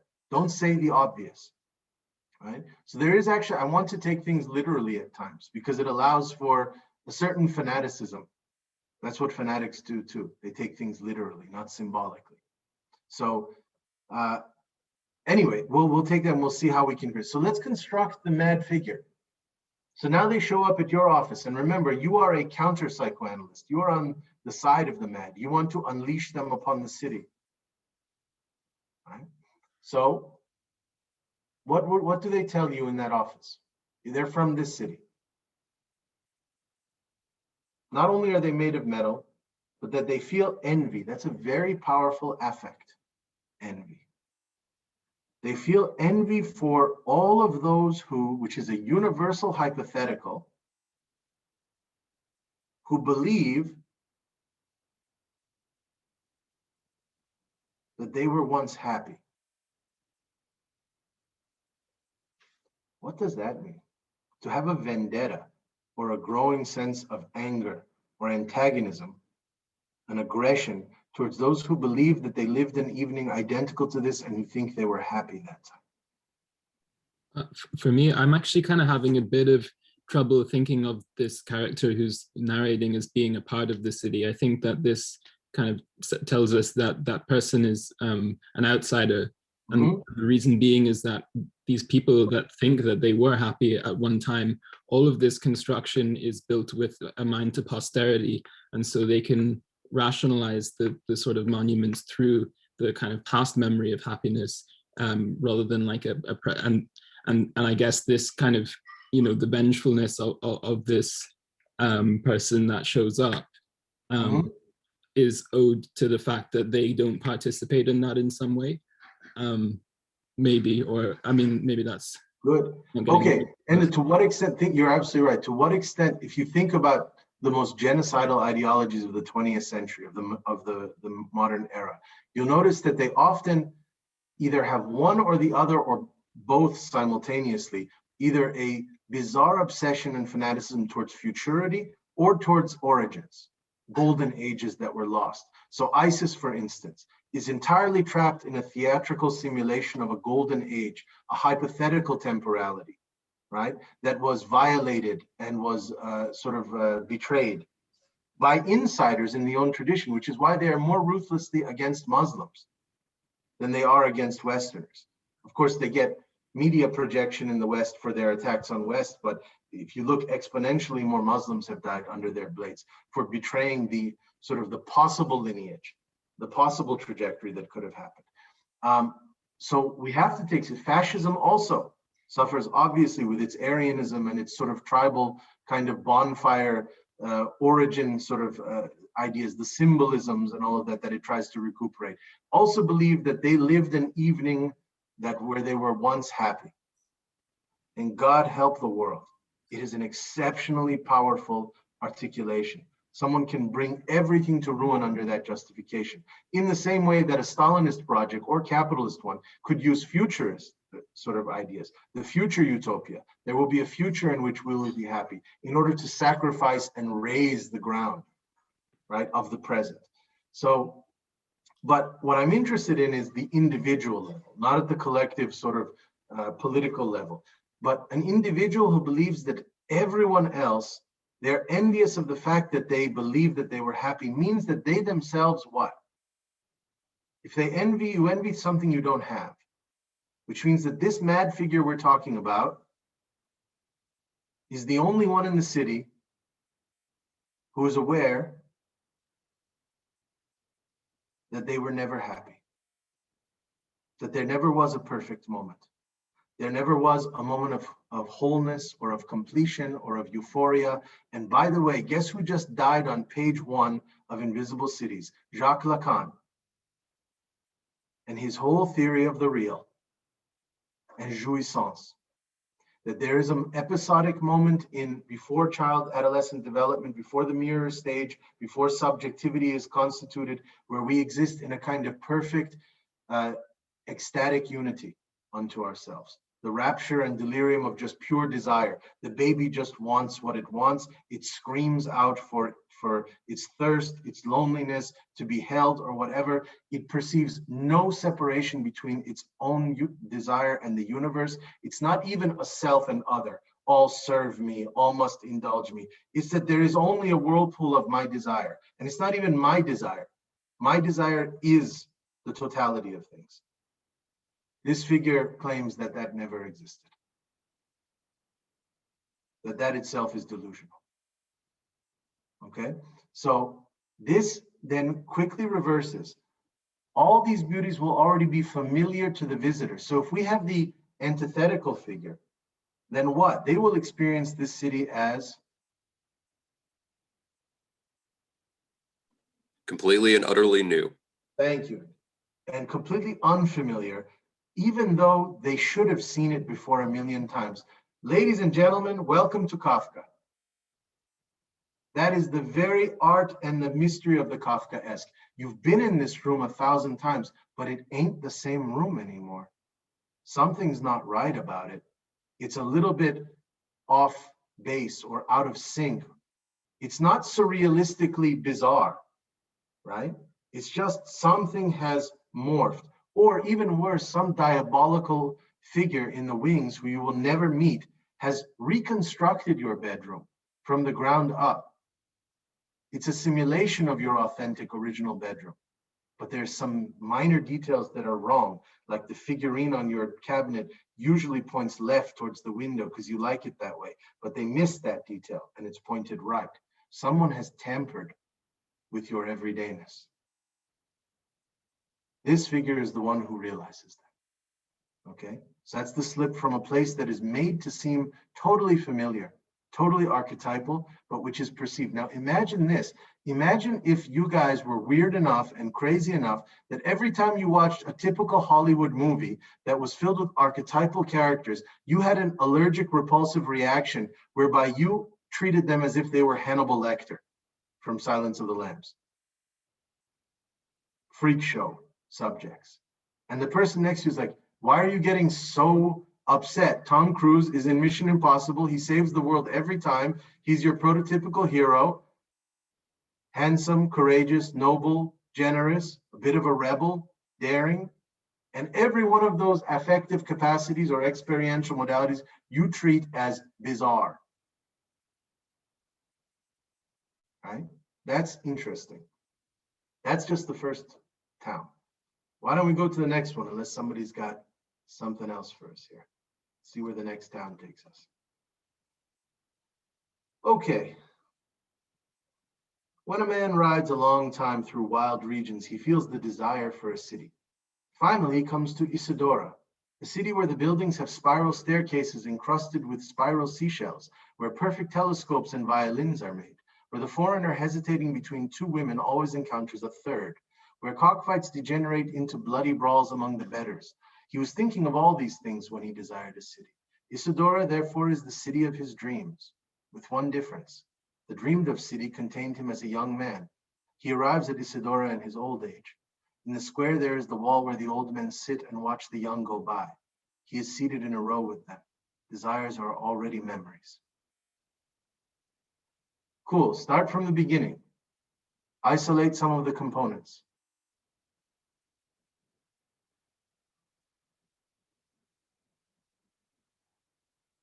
What's important about this that we find?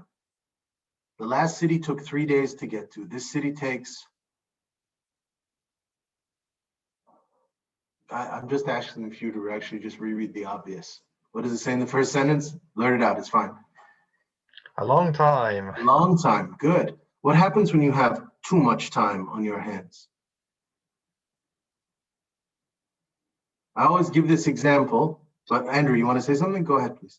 Yes, I was about to say, basically, time starts to slip away from you. Time starts to become wasted. Thank you. The hermit. Let's go visit the hermit in his shack in the forest and see what kind of awesome temporality he exists in. First of all, you enter the shack and he's already talking to himself, and he's in the middle of his discourse, and he just wraps you into it like a whirlwind, right? Without starting from the beginning. You know who else does this? New York City cab drivers, who also spend way too long. So you get in the back and they're like, I told the guy I can't do it on Tuesday. And you're like, dude, hello? First, hello. Secondly, who the hell is the guy? And what's going on Tuesday? Also, children who are deliriously sort of upset about something tell stories like this. They start from the middle. And then he hit me, and then I felt, and you're like, who's he? What happened? Start from the beginning. Well, that's what happens to time when you're in elongated stretches of time. There's something else that happens in long stretches of time, by the way, which is really interesting. You overcome psychological frailties. Now, not long stretches of time in the psychoanalyst office. That's actually like a recurring revolving door situation, just like the priest's confessional booth. They expect and anticipate a return because one, it's how they make their money. So if you get fixed, they don't have a business anymore. So it's always, I'll see you next week. Again, I always like to say this because I think psychoanalysis is one of the most brilliant schools of thought that ever existed. I also think it's one of the most overrated on a practical level. If your mechanic who's supposed to fix the engine of your car says, I'll see you again next week, yeah, you might not go back to that mechanic anymore, right? So this is an interesting thing, and I always like to say this, all you have to do is study the statistical facts, the empirical statistical facts on how many people who are committed to insane asylums in Europe or the United States are released within 5 years' time or 3 years' time, and it's a whopping 7%. So they have a 7% success rate in treating severely afflicted psychoses. Doesn't sound very good to me. But having said all of that, the long time of sitting on Freud's couch is a different length of time. It's a different sense of duration. But the long time that goes against psychoanalysis, okay, is that of, let's say, the outlaw in the Wild West, because it says goes through wild regions. So I want you to think of and envision your old American Westerns like Clint Eastwood films, The Man with No Name. Already there, we have a prototype that is post-psychological, because the name is one of the most essential parts of the constitution of subjectivity or of identity and of consciousness.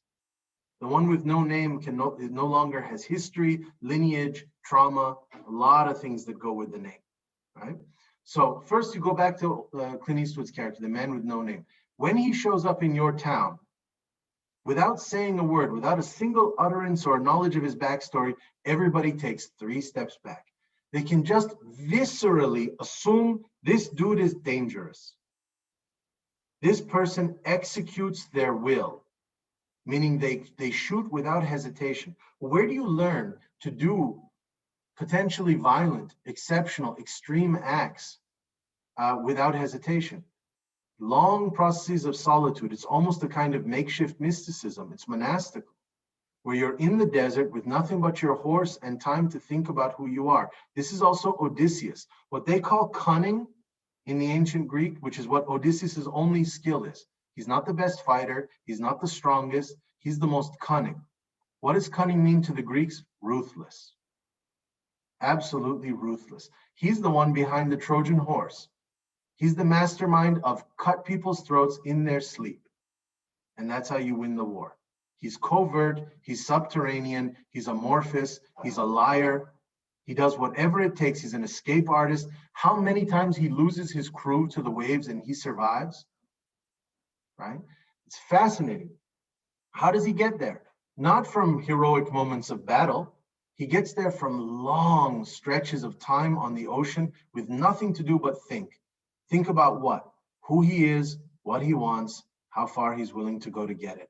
So by the time he ends up on an island shore, or Clint Eastwood ends up in your little town in the Wild West, they already know exactly what they're about. They don't hesitate on the trigger. They have no unfinished business in their psyche. You follow? That's important here. You've been riding a long time through wild regions, which means solitary. And that's when you start to become attuned to desire. Desire, look how brilliant Calvino is. Desire not as a concept or a mental idea, a feeling. You are restored to the drives. You feel the desire for a city. Now that's a weird thing, because already we have there, you can understand if they said a desire for a partner, a conversationalist, food, but a city? Have you ever desired a city before? That's interesting, because desire presumably is a primordial thing, and a city is a completely artificial space. It's a construct. Look how those can work nicely. By the way, you know how who knows how to link those really well? Primordial drives with completely artificial constructs? Capitalism. Capitalism exploits that mechanism brilliantly. So you actually think you were born wanting the Lexus that's in the commercial, and that it's instinctual. It's fascinating how it does this. But anyway, finally he comes to Sidor, a city where so what do you notice? What do you guys notice from the second sentence? You tell me.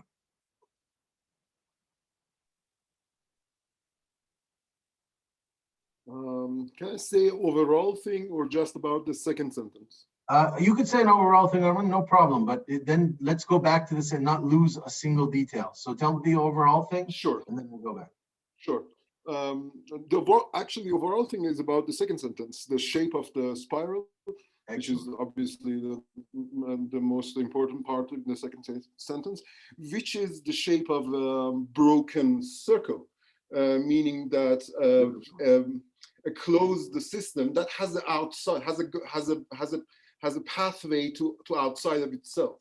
For example, when the cockfights degenerate into bloody brawls among the betters, or when two women are the visitor, the foreigner cannot decide between two women and always encounter a third. It's, sorry to use the word, but it's like kind of, what do you say, dialectical move between two poles, two poles of a decision. So the city is about the third move. And my overall point is about actually what you said about desires and the last sentence. So let me not talk about my overall point, maybe.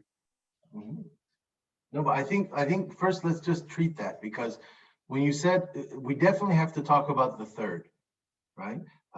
This is something that even Roland Barthes mentions, kind of emergent third properties. It's a great notion that came out of post-structuralism, which actually exists in nature, which is a scientific phenomenon where two entities combine and they give rise to a third entity in nature that has none of the properties of the original sort of parent entities. So an example of this is that there's a rock face of a mountain, and that on it ice grows, and when the stone and ice mix, they form moss. And when you take that moss into the laboratory, you notice that the moss has zero of the genetic components of either stone or ice that went into making it. It's a weird third deviant kind of property. So even if I swallow the term dialectic and I allow it to persist in the air, that's fine. Let's make it a dialectic that gives rise not to logical syntheses, that then, A against B becomes AB, but instead we get Z out of that. The unforeseen, the unparalleled, right? And that has zero kind of heredity or ownership by its origin, right? And you can imagine that. Imagine the figure who two people, are fighting to the death over them, and then they get distracted by the third and they run off. Right? That's an intriguing figure. That's actually the child in the fairy tale, or the animal who's always distracted. For those of you who've ever played with a little dog, know that if the doorbell rings, no matter how happy they are with you, no matter how much they love playing with you, they're going to run to the door. They're going to abandon you for the new thing. The child will do that in play. That was studied by psychoanalysts and figures like Roger Calvois, a friend of George Bataille, who looked and he said, children, if you ever ask a 4-year-old, do you want to play another game, a different game? Even if you're in the middle of the game and the winner or loser hasn't been determined yet, they'll immediately betray the game and go for the next game. So that's something that happens here. It also, by the way, is part of the, if you want to call it anti-psychology, of prophets. Prophets are weird characters whose a voice in the head can convince to abandon their tribes, their families, their sheep, and go up on mountains and have conversations with invisible things. Right? So again, it's always the new intimation is you're willing to trade off. So that's something that you notice here. The shape is crucial. A brilliant thing you said, Armin, about the spiral being the broken circle. Many of you may not know this, but probably one of the best books ever written on Nietzsche is a book called The Vicious Circle by Pierre Klosowski. Fascinating figure that doesn't get read enough. And The Vicious Circle, he tries to explain the way to understand the eternal return. And there's a reason for that. It's because Heidegger and Deleuze had a kind of unspoken fight about this, in case you don't know. Heidegger believed that the eternal return was a kind of tyrannical resurgence of the same. So a kind of claustrophobically bound circle. And then Deleuze tried to do some cool stuff about how it creates difference. So that's where the inspiration for his later, repetition and difference, model. It actually comes from his earlier meditations on Nietzsche's eternal return. But Klasowski's got the thing, well, got them both beat on this one. The vicious circle, which you can tell from the adjective he chooses, vicious, is a fascinating way of understanding Nietzschean temporality as this centrifugal spinning that then sends debris flying in all directions, right? And you got a similar thing going on here. That's what the spiral does. So that's why at one point in it, he says it's better to understand Nietzsche's idea or imagery of the circular time as spiraling time, right? So anyway, good. What if it's a city that is so fanatically invested in shapes, as you said, that the way it determines outsiders or enemies is based on something as superficial as the shapes they adorn themselves with? I mean, it's as arbitrary and stupid as designating enemies in terms of race, or gender, or class, or ethnos, which are all the games we play in 20th century genocide. So why not do this? Your city is the enemy of the city of the squares,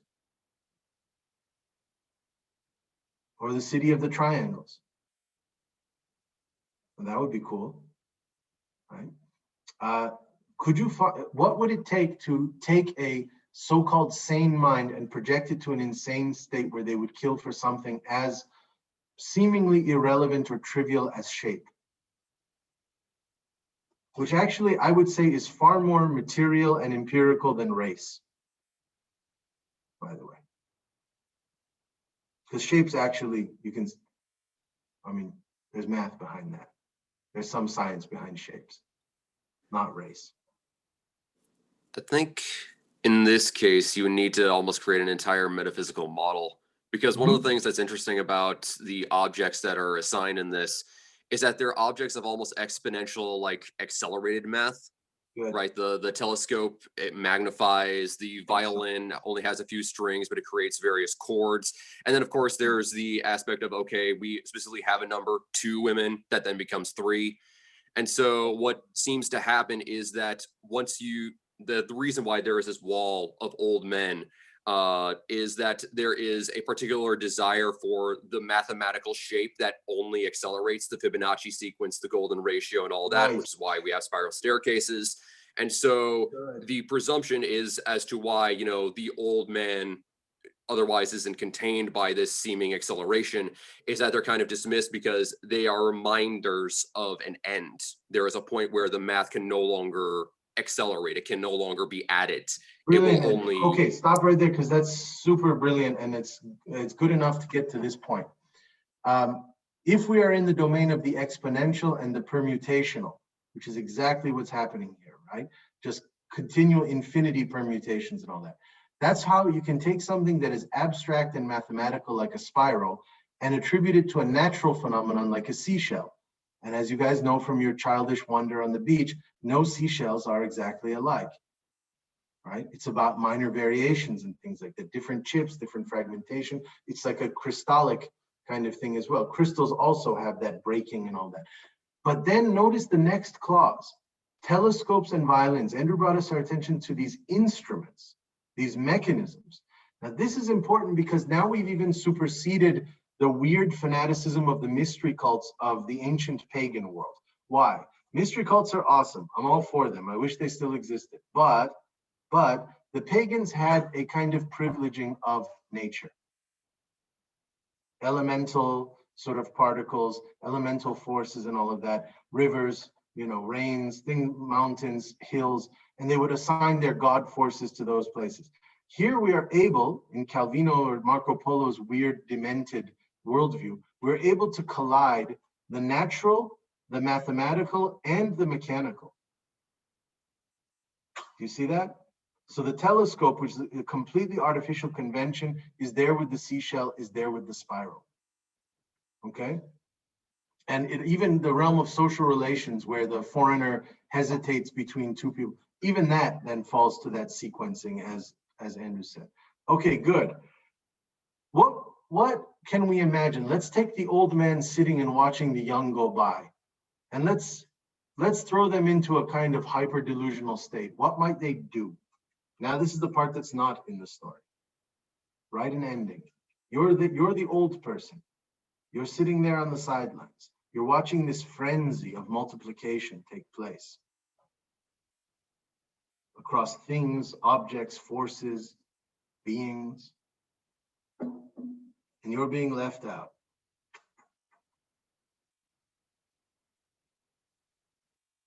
Well, one possible thing is that you start to identify with the things that you're seeing as though you inhabit them yourself.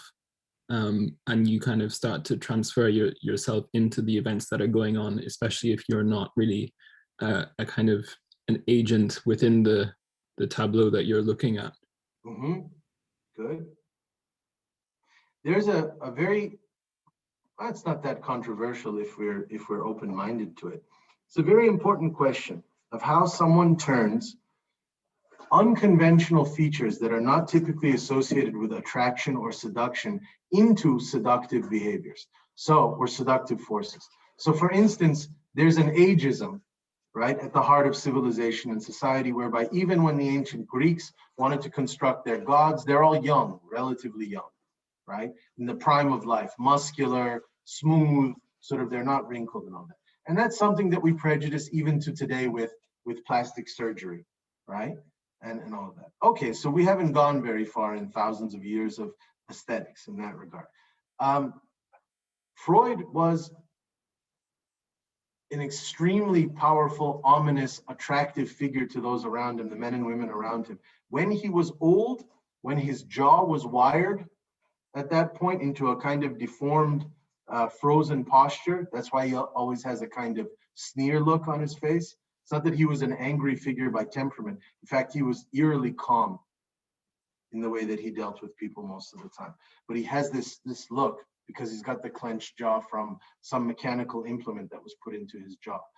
The point being, how do you make being old somehow attractive? How do you make being ugly by conventional means somehow then a force of wonderment? Guess who did that? Go to your Western-centric origins of philosophy. That's Socrates' trick. Socrates is the ugliest man of Athens, and they all want to be with him. Especially who? Corrupting the youth. How do you make young people adore someone who looks, by all accounts, like Yoda? If you've ever seen, by the way, his one statue of Socrates that's in the Metropolitan Museum of New York, he has bulging eyes, he's small, bald head, he looks just like Yoda. In fact, I have a conspiracy theory that Star Wars took the Socrates statue, the sculpture of it, in order to create him. So, how do you do that? Pirate culture also does this in fascinating ways. Again, I've said this before, using deformity to heighten, right, the attractive figure. The one with the blind eye, the eye patch, the leg, the hook arm. Notice that it's Captain Hook who becomes the captain, the more deformed. By the way, this was also true for the Mongolian hordes. It's also true in wrestler culture, that the more cauliflowered your ears become, right? The Mongolian hordes used to compare scars. This often happens in warrior culture. So again, this is an interesting thing. So it's not, you're not by default condemned like you are in modern capitalist society to rotting in the nursing home and being abandoned because you are socially and economically dysfunctional. Let's imagine an alternative to that medical social history of our societies and figure out what the old man or woman that you are sitting on the sidelines watching the young go by. What should your ultimate aim be? And don't go towards violence, like to destroy the city. We can always choose that. That's always option Z for us. But let's think, what would Socrates say? How can I make everyone turn my way? That's also an effect of the spiral, right? This rotational, torsional ability. Can you turn things towards you? Think about what type of madness, and mad figures do have charismatic authority. They do have charismatic power. As much as they are stigmatized and judged and condemned and tortured in modern society, still if you get on that New York City subway and the guy ranting and raving in the corner, all eyes are on the ground, but all ears are listening, right? There's a fear, but there's also an exhilaration. of that rampage that's happening, of the tirade, of the one who somehow escaped the bounds. Go read Foucault's Madness and Civilization, and you will see that the madman and madwoman were always associated with freedom. And so there's a strange intrigue that they hold. Like, how did they get out of the damn labyrinth? Not just the external labyrinth of social and political realities, but the internal labyrinth of the self, right? That made that deal with the devil to stay enslaved. Why do you get on the bus in New York or wherever you are and see people going to their tired jobs in their tired lives and they're not happy? It's a suicide mission. Why do they give into it? There's a lot of, actually the early psychoanalysts did a wonderful job explaining that docility and that submission to the superego. Right? Why they feel punished or beaten to the point of that. And by the way, it's an exceptionally important question at the existential and political level when Sartre was the one who asked the dangerous question of why weren't there more revolts during the Holocaust or during slavery? Why aren't there uprisings? When you're facing certain death and you're being marched into a crematorium to be incinerated, why not just lash out and grab the gun of the damn officer? You outnumber them, and you're going to die anyway. And he wasn't saying this to in any way mock. Remember, Sartre had extreme sympathy. He was a resistance, leader of the resistance movement. Extreme sympathy, but he says this is something we ethically have to confront and contend with, the absolute submission. And to his credit, it's Sartre's nemesis, Foucault, who kind of figures it out in Discipline and Punish, in Docile Bodies. How do you just rob someone of the mind? It's a psychological robbery that takes place that actually Agamben, of all people, also mentions this in his theory of the Musalman, which is a weird term for Muslim, but actually referred in the concentration camps to that figure who was just staggering around like a zombie, already gone, already out of the world, not even fighting to survive, not stealing food, not working, not listening to, just staggering and stumbling. And he said they were more terrifying than the Nazis. To see that vacant look, those desolated eyes, someone who wasn't even there anymore, already dead. That's something we have to contend with. That why there aren't more insurgent movements against these dominant paradigms. That's part of what our course is about. But you have to will yourself or get yourself there or escalate yourself there, which takes a bit of mad procedure, mad technique, right? Of how you can rile yourself, incense yourself. You guys probably didn't grow up on the south side of Boston, where I was, to see guys who are in street fights and part in the kind of machismo culture that I'm referencing here. It's stupid at base, but it has one important technique, which is that guys who are about to fight in South Boston talk a lot before they fight. Oh, kid, I'm going to kill you. Kid, I'm going to destroy you. Kid, you don't even know what I'm going to do to you. And what are they doing? They're amping themselves. They're hyping themselves for the event. You follow? And often they're pacing. And like Rilke, when he describes the tiger in the cage, just pacing back and forth, waiting for its moment, trying to conserve, but also accelerate energy to a kind of combustible level. Okay, that's what we have to figure out. And they're often going to be very subtle, not flagrant methods that we have to figure out of how we get from point A to point C quick, how we skip causality, how we jump to weird other surfaces. That is what the MAD will help us do. They know how to break sequences real well. So let's read one more and then we'll do some introductions. There are two ways of describing the city of Dorothea. You can say that 4 aluminum towers rise from its walls, flanking 7 gates with spring-operated drawbridges that span the moat, whose water feeds 4 green canals which cross the city, dividing it into 9 quarters, each with 300 houses and 700 chimneys. And bearing in mind that the nubile girls of each quarter marry youths of other quarters, and their parents exchange the goods that each family holds in monopoly, bergamot, sturgeon, roe, astrolabes, amethyst. You can then work from these facts until you learn everything you wish about the city in the past, present, and future.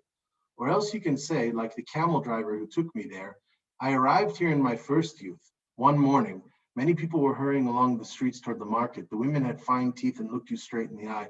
3 soldiers on a platform played the trumpet, and all around wheels turned and colored banners fluttered in the wind. Before then, I had known only the desert and the caravan routes. In the years that followed, my eyes returned to contemplate the desert expanses and the caravan routes. But now I know this path is only one of the many that opened before me on that morning in Dorothea. Okay. This is a lot more mercurial and nebulous than we think. What's going on here?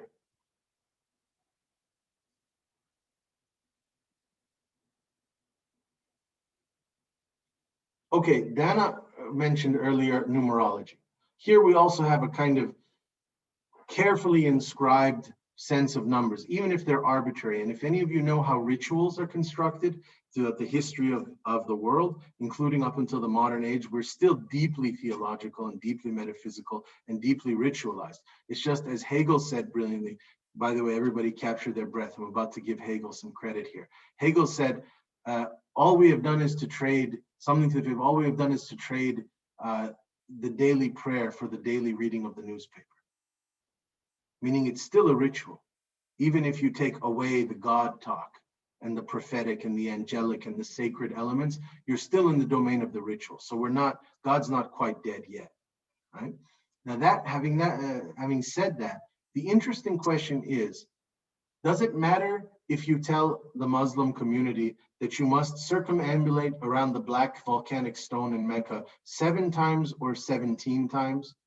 Actually, no.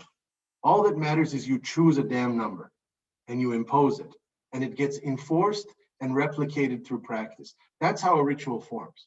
Otherwise, you should ask me this question. You should say, are there evidentiary moments throughout history when rituals change their numerologies? And I'll say, yeah, all the time. You can find tons of moments where suddenly the church goes from 5 times to 3 times about something. And by the way, that happened in the Islamic faith as well. Shia Muslims pray 3 times a day, not 5 times a day. When did the loophole come about that you could go again? It's written like there in the original Quran, 5 times a day. Shias are totally cool. No, 3 times is good. We did the math. It's a new math. It works. As long as you do enough of it that it makes up for the 5, it's good. You can find all kinds of ways. They're more flexible and versatile and malleable than you think. The question is, how do you, if all of you are in this cultish city that is obsessively locked into the 7 gates, how do you be the one who tells them we should build an 8th gate?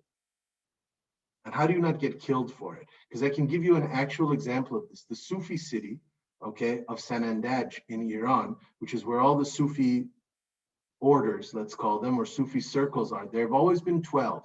Well, guess what happened 24 years ago? A very charismatic young man decided to build the 13th sect. They killed him right quick, right? And they sent a woman in to pretend she fell in love with him. They were together 2 years and then she poisoned him in his sleep. Good times. Now, here's my point. How do you get away with convincing the community? He didn't do a good job of convincing the other 12 orders that they should form a 13th. Although he convinced enough people that he became a threat. This is not a far cry from what Christ did. By the way, let's have a second book. Right? That's a heck of a gesture. The Mormons did it too. There's a 3rd book that they have. Right? So how do you actually take a zealotry sort of based, a really zealous community of believers who adore a certain numerology and convince them? Well, believe it or not, cult structures are far more amorphous and shape-shifting than we give them credit for. And they have to be. Why? Because they often fail in their predictions. So when the alien cult tells you that I remember I've told you this story before, some of you have heard this, but one of my favorite things is when I was teaching at Columbia University in New York City decades ago now, about 15 years back, I remember there was a billboard. So this cult had money. There was a billboard in New York City that said, May 24th is the end of the world. And I was so happy because that's my birthday. And I thought, what a great sort of synchronicity that my birthday is the apocalypse. Okay, so I would pass it almost every day to go to class. And I would look up at it and count down. And guess what happened? Nothing. May 24th came and passed. It was a normal birthday. Went out to dinner with friends and no apocalypse. We were waiting for it, but it didn't happen. Did that cult disband, do you believe? Did they fall into crisis and doubt and exile their leader? No. They decided that their interpretive schematics were incorrect, just like the Nostradamus people do. Oh, no, it's not 2017, it's 2027. Because see, in the Latinate, the 1 often looks like a 2, and you can find 1,000 reasons to re-engineer the numbers. You can recalculate. And weirdly enough, there is a resiliency effect in cult formations whereby your fanaticism is enhanced by failure. The disappointment that the aliens did not arrive on May 24th to take you to the transcendent realm, suddenly that mythology gets compounded by the letdown. Because then there's an urgency to figure out the correct, why did we get it wrong? Or what did we do wrong that they didn't show up? And you reshake the numbers. But for that, you have to convince people in the cult that the current order is corrupted or is off in some way, is deranged. That's where dementia comes in, that the time and place calculations are wrong. So you suggest an alternative, okay? What else do you notice in here? So we'll get to one last point about it. Anything else here? How can you read the entire past, present, and future of this city? You're granted a certain omniscience in this city. That's a heck of a thing. Because if you know anything about schizophrenics, they often claim to be under the surveillance of omniscient authorities. The government sees everything. God sees everything, right? Their paranoia usually extends towards nemesis formations that can see every move and can reach into every quarter and domain. By the way, that's also why how Nietzsche diagnosed the death of God. Why did we kill God? Because he was the true witness. He saw everything, which is too much. And we couldn't stand the sight or presence of that intrusion any longer. Get out of every damned corner of my existence. You have to kill something like that. Well, that's where the schizophrenic follows the story quite well. But here you are granted that. You can deduce the entire past, present, and future through a careful inventory of what?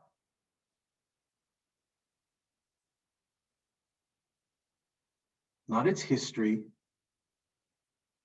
not its statues, more mobile things, mobile properties, which are Just common objects. the This reminds objects me of exchange, the objects of good. trade and commerce, things that pass hands. That is cool. That is really cool, because now, what was that, Romulo? It reminded me a little bit about of Borges' Aleph, this object where you can see like everything, right? And then he just lists when he like tests, he sees the Aleph, he just lists this bunch of objects which are everything, right? Because how do you like transmit the experience of seeing everything? It's just a list of things, right? A list of objects. Exactly. Exactly. So we have a list, we have a catalog or an inventory of objects here that have traded hands, which means that we're not in, again, a space of propriety, but of trafficking, of piracy, of transmission, of the bazaar. You know the term bazaar, marketplace in Old Arabic, right? Where things are always being sold and given and brought in and imported and exported. Bazaar is the etymological origin of the word bizarre in English. It's where the strange is born, precisely because of this transportative quality. It is, those of you who have leftist sensibilities in the room, you know that the greatest threat, according to your doctrine, to modern society is to overthrow private property, particularly the belief and myth of private property, right? That's a nice Marxist paradigm here. This is something in a different way, in a more kind of perverse way, doing the same thing. Everything is on the way between sort of someone to someone else. And if you look at great old medieval adventure stories, it's usually about traveling objects, which then motivate traveling people who are in search of them. on quests, right? So, okay, and that's where you go back to the caravan routes. And we can talk about the caravan someday because they're a fascinating phenomenon in and of themselves. All right, let's stop share for now. And you got a little bit of a taste of the game being played. Do me a favor. Let's do introductions. And Jonathan, if you're here, you can call people, or people can just speak forward. Yeah, sounds good. Yeah, I think introductions. The only thing I was going to say is, let's not perform our standard. Some of you who played the game with me before know that I'm kind of against the neurotic ritual of the academic introduction, where you tell me, you know, where you studied and what you study and what you're working on and stuff like that. I'll get to that. I hope to meet all of you and learn all of you in your practical personas. But I do believe law number one of psychoanalysis: people lie. 2, especially about themselves, right? So the movie star version of yourself that you have ready-made kind of in the film playing in your head, that's all you're going to give me if I ask you to narrate your subjective persona. We're all prone to it, a kind of narcissistic summation of, well, here are the cool things that I'm going to select, like you're building your Facebook page. So instead of that, I'll follow a psychoanalytic thing. It's better to do the Rorschach test, just to show you an ink blot and ask you what you see, but I'm not going to actually do that. Instead, I'm going to ask each of you to take 1 minute and come up with your favorite, tell me your favorite space. So that can be a library, it can be a labyrinth, it can be the ocean, it can be a natural space, it can be a constructed space, it can be a garden, it can be an alleyway, whatever. Your favorite space, your favorite object. It can be necklaces, it can be telescopes again, it can be whatever you like. And we'll just, we'll start with that. We'll start with a space and an object.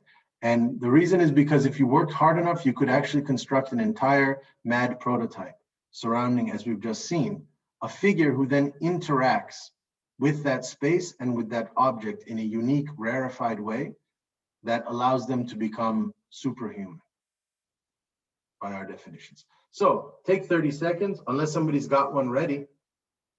Favorite space, favorite object. I got one ready, unfortunately. Okay, Aaron, give it to me. My favorite space is actually landscape. Is a steep step Sahara that is covered in grass. So that's my favorite space. And infinite horizon. My favorite object is an eyebrow curler. I don't know what you call it in English. Curler. Cool. There's a metallic thing that women use to curl their eyebrows that it has a mouth, like you push it, it closes on your eyebrow, and listen, that's my favorite. Eyelash or eyebrow? Eyelash, yeah. Eyelash, yeah. You're right, sorry. Yeah. Eyelash, yes. Eyelash, not eyebrow. Excellent. So we have the desert dunes and we have an eyelash curler. I'd like to see where that story goes. Okay, next. All right. So as far as location, at least one that I can come up with is the city, dead of night, lights are still on, no one's around, just me and whoever is happened to hanging out with me at that particular time. And a favorite object, at least for the sake of this, is a beautiful golden and sort of small gem inlaid stop or hand watch. I forget the exact term of that I was given a long time ago, and I don't quite remember why. The pocket watch? Yes, pocket watch. Thank you. Nice. That we can get into the pocket watch sometime. It's a professor who was a professor of mine back in the day, Edward Said, some of you may have heard of him. He always had a pocket watch that he carried to class. It's very elegant. It's a 19th century Victorian kind of contraption. I mean, it exists before that, but that's really when it becomes fashionable. Interesting thing about that, Sherlock Holmes also carries a pocket watch. And also, by the way, his grandson, not Sherlock Holmes, the author of Sherlock Holmes, Sir Arthur Conan Doyle, his grandson was also a professor of mine. When he was like 87 at the time. An interesting thing to learn about that is they often were facades that carried things in them. in the same way that in the Victorian era, there were cane swords. So you could have a concealed blade within a very elegant aristocratic cane. Pocket watches often concealed things as well, which were great, minuscule things, but important things. Awesome, excellent. And the city at night, well, you're getting your wish these days in the pandemic era, the desolated city. Very, very cool. All right, where are we going next? Thank you, Andrew. I would say the place, I'd say the woods maybe, and some specific feelings about being lost in the woods. And the object, I would say maybe the plate of food, because I think it represents well this like something about the experience of life, the lived experience that is inarticulable in like words and language, right? Which is this experience of eating. But I could also mention the lighter, I think, and this may sound like a stoner choice, but not at all. I think it's because I really like the mechanism, the mechanism, yeah, the clicking and the formation of the flame, yeah, the quick flame, right? It's wonderful. Absolutely.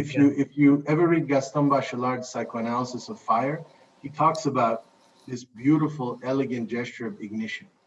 You know, and he loves the mechanical ignition. He doesn't think it's a violation of like ancient prototypes of fire, like the torch or the lantern or the candle. He loves the new mechanical version of it as well, of the lighter. Very good. And for the plate of food, yeah, there's a whole thing that we can get into, and we probably will get into at some point, about, because it's where madness can thrive. The feast, the banquet, these are places where even in society, you're allowed to have these escapist moments. And it's symbolized by the plate of food, the excess of the full plate of the feast or the banquet. So excellent, cool. Where are we going next? Thank you.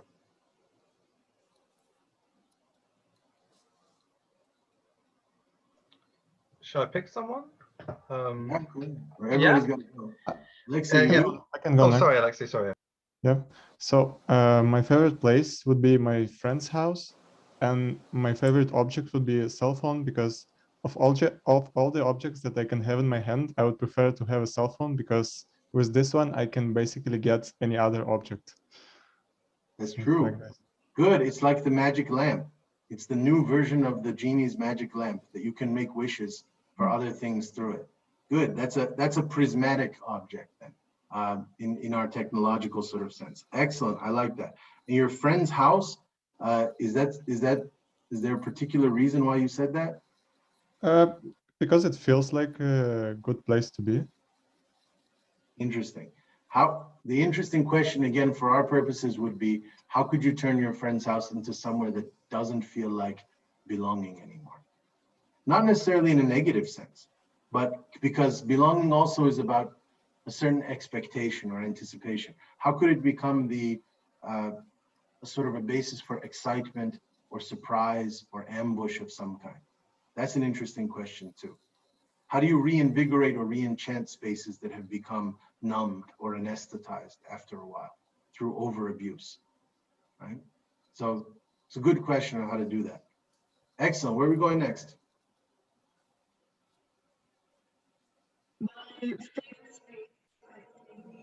Nikki, you got something for us? Yeah. Hi, can you hear me? Oh, or go ahead, Dan. Can you hear me? Yeah? Yes, go ahead. Is my mic okay? It cuts out a little, but go ahead. We can hear you. Okay, I'll try and speak clearly. My favorite space, because I consider myself one of the, if not the most laziest person I know, is a bedroom. A place to lie down, a place to just be horizontal. And my favorite object is an artifact that I collected from an archaeological site, kind of illegally, but we don't have to talk about that. And it's kind of sits on a shelf that I have, and it's something that, yeah, that means a lot. Okay, this is important, because what happens to the space of home when you import things that are not from the home into it, right? So when you have the artifact, this is something that if you look carefully again at that image of Freud's office, again, I said it's full of exotic objects from cultures that are not sort of a part of Viennese or European culture at the time. Again, Freud collected Sphinx statues. He collected ancient masks. He had weird interest in in other things as well that are part of there. And again, even the tapestries and the furniture are not European, in there. But by the way, his office is, the consulting room is not. So the first way you do that is to turn, and it's essentially a bedroom too. You're supposed to lay down on the couch. You go horizontal and you go to sleep there in a kind of psychoanalytic sense of sleep, right? A sleep that reveals things. But you have to surround the person with ancient artifacts and objects, just like you did, in order to uncover things. The weird thing about that is they are exotic, which means they have nothing to do with you. How would that lead to the divulgence of intimate truths? That's an interesting thing, because you would only confide really, really intimate things to a stranger. You see? Cool. Where are we going next? Nikki, right? Yeah, I can go. Can you hear me? My favorite space is on a train. Prior to COVID, I moved from one city back home and I got to live on a train for 2 weeks. And I miss it all the time. My favorite object is a bone folder that was my grandfather's, or my great-grandfather's. It's a tool for creasing and folding paper. But mine is actually, I think it is made of bone. Most that you buy now are made of plastic. Yeah. Excellent. Delusion Guattari have a whole meditation on the fold, and that's a cool idea for them. But I was going to say that there's actually a parallelism between your object and the train, which also is a kind of creasing, because you're always going sort of in between spaces, and it's sort of the similar thing. That's very good. Actually, you're on to something, because just live another 10 to 20 years and you're going to see the most radical reformulation of the concept of the passenger and the vehicle in human history. I mean, all the experiments with transportation that are taking place right now, Elon Musk is going to throw a major curve philosophically your way very soon. Not that I'm worshipful of that or think it's not a good or a bad. It's just the fact that these ancient paradigms of what it means to be in the compartment of the train will not be the same anymore. When you mess with speed, when you mess with levitation, the Chinese are building a levitating train, in case some of you don't know. When you mess with all kinds of paradigms of what it means to be, sort of taken somewhere. Yeah, the vehicle, the passenger, the journey, all of that is going to be remodulated. So you could be 2 steps ahead of things by anticipating the futuristic paradigms of those things, possibly. Cool, very cool. Where are we going next? I can go next because mine is very similar. Go ahead. Oh, sorry, I didn't know. My favorite place is similar to being a co-pilot in a car, or being in sort of like a moving car forever. I like the feeling of that, or like being in being under a train station. Like I used to live in the Bronx, and one of the best feelings is being under the train moving so much and just standing there and feeling it. I think that my favorite object is a level. When I was younger, my dad was a carpenter, and I was like really obsessed with leveling things. No, that's great. Okay, because you have the realm of vibration that you were talking about, that you like the kind of resonance of shaking structures because of the pressure that's being caused. By the way, there's a phenomenon in thermic and quantum mechanics that's called cyclic creep, also known as ratcheting. It's like a ratchet is an instrument that if you apply pressure to something, you create indentations through structural stress, right? And that's actually something that you can, weirdly enough, develop a fascination with. And that's kind of what the experience of sitting under a train station or a bridge is, right? You're feeling the structural stress, you're feeling the ratcheting effect. And what's interesting about the connection there is that what a ratchet does is it controls degrees or steps. You follow? And that's exactly what a level does too. Wow. You got a cool connection. You're consistent in your likes. Very good. Thank you. Where are we going next? Okay. Will I go? Is that okay? Please, Heather, go ahead. Mine's is somewhat similar in that I love underpasses, like the places where teenagers hang out to drink, or like these kind of places, whether they be like underneath like railway bridges or near motorways. And my favorite object is like, again, it's kind of juvenile and delinquent, but I like BB guns. BB guns. They're non-fatal weapons, but Yeah. every once in a while potentially fatal if they hit the And right pesky, ricochet or yeah. interesting. If we take the first one, this is a problematic of the modern age. The more and more that we have, well, we have surveillance societies, we have sort of technologically observed societies, the more difficult it seems to create undergrounds, right?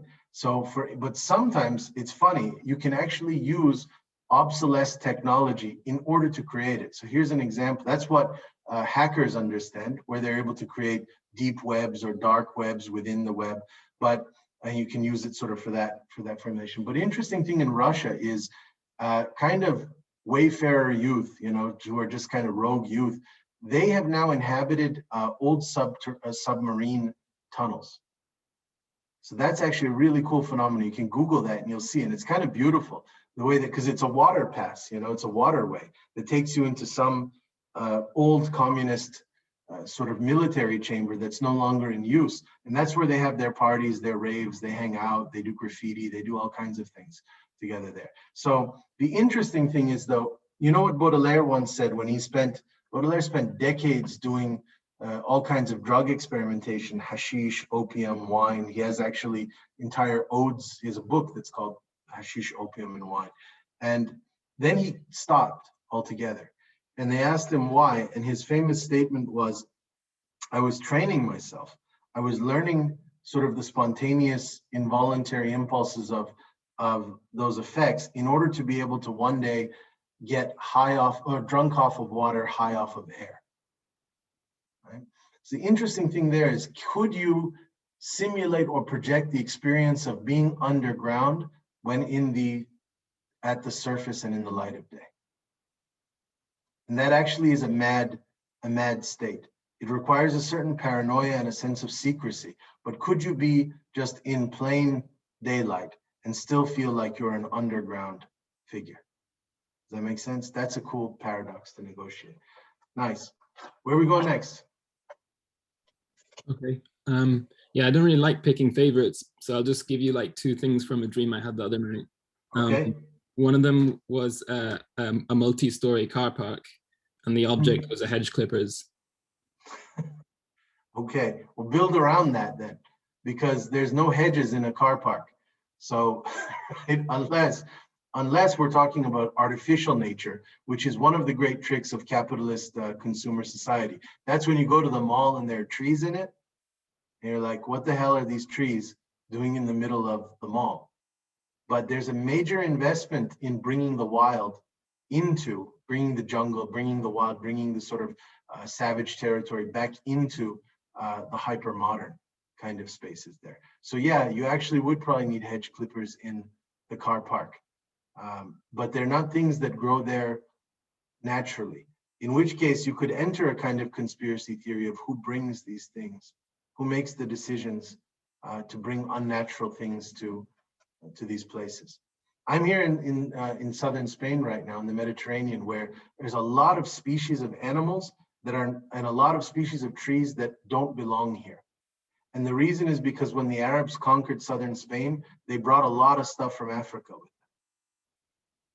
them. Right? So the palm trees are not natural to here. Monkeys are not natural to here, are not native to here, but they're around. So that's an interesting gesture when you decide to decorate your natural environment with other natural phenomena that are nevertheless unnatural to there, right? And if you guys know anything about the Old Man of the Mountain, the great leader of the assassins, the Persian Old Man of the Mountain, he's a great figure, charismatic leader of a fatal cult. He was famous for having species that no one had ever seen before imported to his mountain, because it was one of his ways of entrancing people. to induce awe. So if you've never seen a giraffe before, you believe someone is a sorcerer when they show you a giraffe. Anyway, okay, cool. Where are we going next? Sorry, Jason, I was wondering, we've almost hit 2.5 hours, so if we're a little bit over, so it's yeah, okay if people can just we've only got a few more. Yeah, that's cool. Okay, nice. So I just wanted to check. Aladdin, you want to go ahead? I can go. Yeah, sure. Please. Favorite space, I would say an apiary. And an apiary, like where birds are? No, apiary, where like beehives are. Oh, nice. And the favorite object probably like a hip flask. Would be a what? Hip flask, full of whiskey, a hip flask. Oh, nice. Okay. And would you want to bring your flask to the apiary? Yeah, I think it goes well together. Interesting. Well, even you could also put the honey into your wine as well. Yeah, after you drunk the whiskey. It matches well. Good. I like that. Another interesting thing about both of them is that they are both small. They're things that can be concealed. Beehives are often concealed phenomena, as well as flasks that are in your jacket pocket, right? They're not things which are usually shown. Very nice, cool, excellent. Where are we going next? Alberto, did you have one? Yeah, I mean, I'm not a big fan of favorite places, but okay, it's not going on your Facebook page. I just need something you like. I would say long nights, walking the street long nights, like no decision where to, deambulating, and probably with an object will be with something to drink, perhaps. Okay, so a glass in the middle of nowhere. I like that. Yeah. Very good. By the way, just so you guys understand, the problem isn't with the word favorite. The problem is with your definition of favorite. You can have multiple favorites, just like you can have multiple destinies. Especially if you're insane, your favorite thing changes from day to day, hour to hour. So you're not locked in. Favorite is not an absolute. You guys have been reading too much Hegel again, right? You're not frozen for all time in some absolute decision that you've made, right? You can change your favorite colors. Children do this all the time. They change their favorite colors. They change what they want to be when they grow up. So I will not hold it against you if tomorrow you're asked the same question and you choose a different space, okay? Or object. Cool. We got anybody left? Me, I didn't go. Go, please. My favorite place is water. Nice. And my favorite object is a cube. Cube. Yeah. Oh, nice. Think of this if you built a cube on the water. So yeah. That would be an awesome architectural project for you then. Do you have, by the way, there are lots of spaces of water. Do you have a preference between the sea, the river, the stream, rain, puddles? The sea, definitely the sea. The sea, nice. Excellent. Well, then we have to enter a whole philosophy of waves. Very cool, very cool. True. Nice. Thank you, Enrique. Yes. All right, do we have anybody else? Yeah, can I go? Yeah. Sure, please. Yeah, my favorite object is actually quite mediocre. And I think I have some sort of love-hate relationship with it. It's my iPad. Because I live, because I live in a third world country and I cannot have access to books and lectures, but this has been provided by this object, and I think it's paradoxical because besides it has given me freedom, I can choose a lot of books and lectures to study with, but it has also controlled my freedom, and I spend a lot of time with it. The classic paradox of technology. No, it is, Dilshan. And you're also, there's an anthropologist, Marcel Mauss, who talks about how the gift is also always a curse and a burden. Yeah. Because just like when your grandmother gives you that ugly sweater for Christmas, you have to wear it then. Yeah, exactly. And you have to take pictures in it with her. And you have to, it also sort of, the technology does that. It binds us at the same time that it opens us. You're absolutely right. The interesting thing there is the way you're describing your iPad is what the Russian revolutionaries or counter-revolutionaries in the communist era called a samizdat. And a samizdat is a type of book that smuggles another book in it. So, it looks like a textbook or it looks like Shakespeare, some harmless thing, but on page 47 begins the counter-revolutionary literature, the dangerous text. And these, you can actually go to, there are exhibits in the world. I went to one in Georgia, not the state of Georgia in the US, the country of Georgia in the Caucasus. And you can see entire exhibits of samizdats, and they're fascinating. Usually poorly printed because they're done in underground, print shops and all of that. A lot of smudges, a lot of old paper, bad quality paper, but it's where all the secret materials are constructed. So yeah, it's a lot like that. It's like having a forbidden text, except it has millions of texts. You have a whole library of samizdats in one small thing.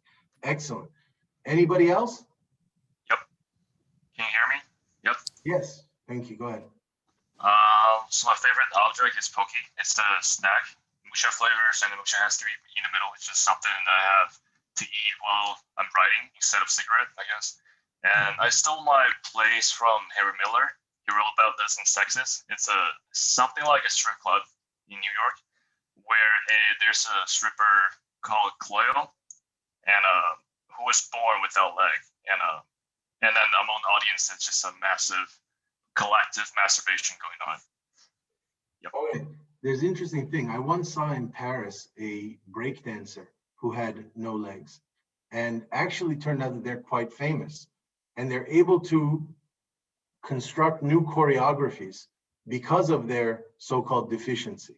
So the other breakdancers try and imitate, but their legs get in the way of being able for them to make certain turns or make certain movements. So they started to actually strap their legs behind them to their backs, tie themselves in order to try and replicate these new ingenious forms of movement and all of that. So it's interesting, yes, sometimes in that way, it's the so-called defect, and that's the whole point of madness that we're inscribing here too. Instead of seeing it as an absence or a lack, to use Lacan's term, right, or an abnormality, all these negative sort of terminologies, we have to see them as productive propensities, that if you just change the landscape, the atmosphere, the objects and all that, suddenly they become super heroically powerful. And by the way, even Shakespeare, I give him credit for this, as overrated as he may be in American high schools, even Shakespeare brilliantly realizes this in King Lear.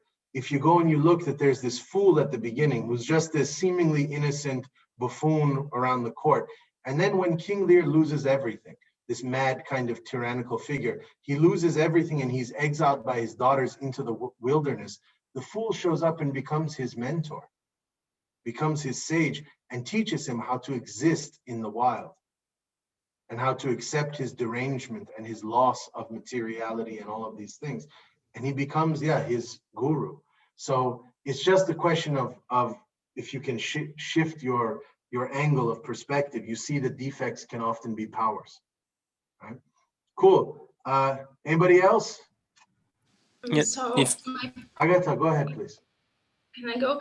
My favorite place at the moment is my studio, where I do some creative work.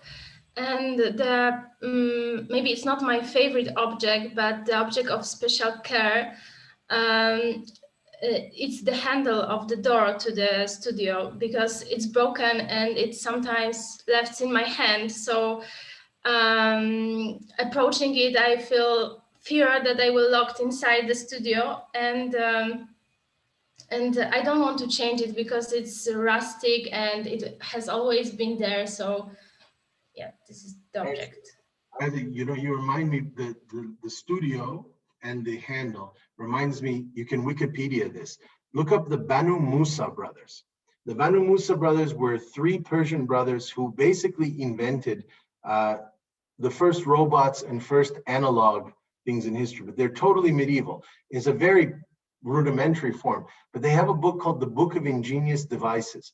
And basically they created all these mechanical contraptions, trick contraptions, optical illusion contraptions, all based on levers and handles, right? And how to manipulate them remotely so that you didn't have to actually, turn the handle, but the handle would, cause a sequence of events and all that. They're fascinating. And their favorite place, it's one of the first examples in history of a laboratory. Within the palace of the king, where they were allowed to work and they were patronized by the king of their time, the sultan of their time. They had built a laboratory where they had all of these handles and levers and gears sort of working, and it's a fascinating thing. The Book of Ingenious Devices by the Banu Musa brothers. Here's the best part of it. You know who their father was? A caravan robber. He was a thief who one day attacks the caravan of the scientist of the king, of the sultan. And the scientist said, you know what, instead of, you seem smart, you're young, instead of this waste of a life that you have robbing caravans, which is going to get you killed eventually, come back with me to the palace and I'll train you to be a scientist. That's the father of the Banu Musa brothers. And then they're a fascinating group. You can check them out. Cool.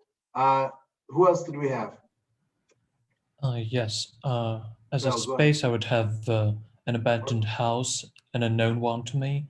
And as an object, I'd have a small travel bag. Travel bag. Interesting. What was the house about the house? Say again, please. An abandoned one. An abandoned house. Excellent. You know, there's a story you might read by a great contemporary Iraqi short story writer named Hassan Blasim. It's one of my favorites. Fascinating, fascinating writer. And he's got a story called Ali's Bag. And it's actually about a refugee that he used to travel with. This figure, Hassan Blasim himself, was a refugee who escaped from Iraq to, I believe, Greece and then Romania, and he would spend time before smuggling himself across the borders. Now I believe he lives in Finland under asylum status.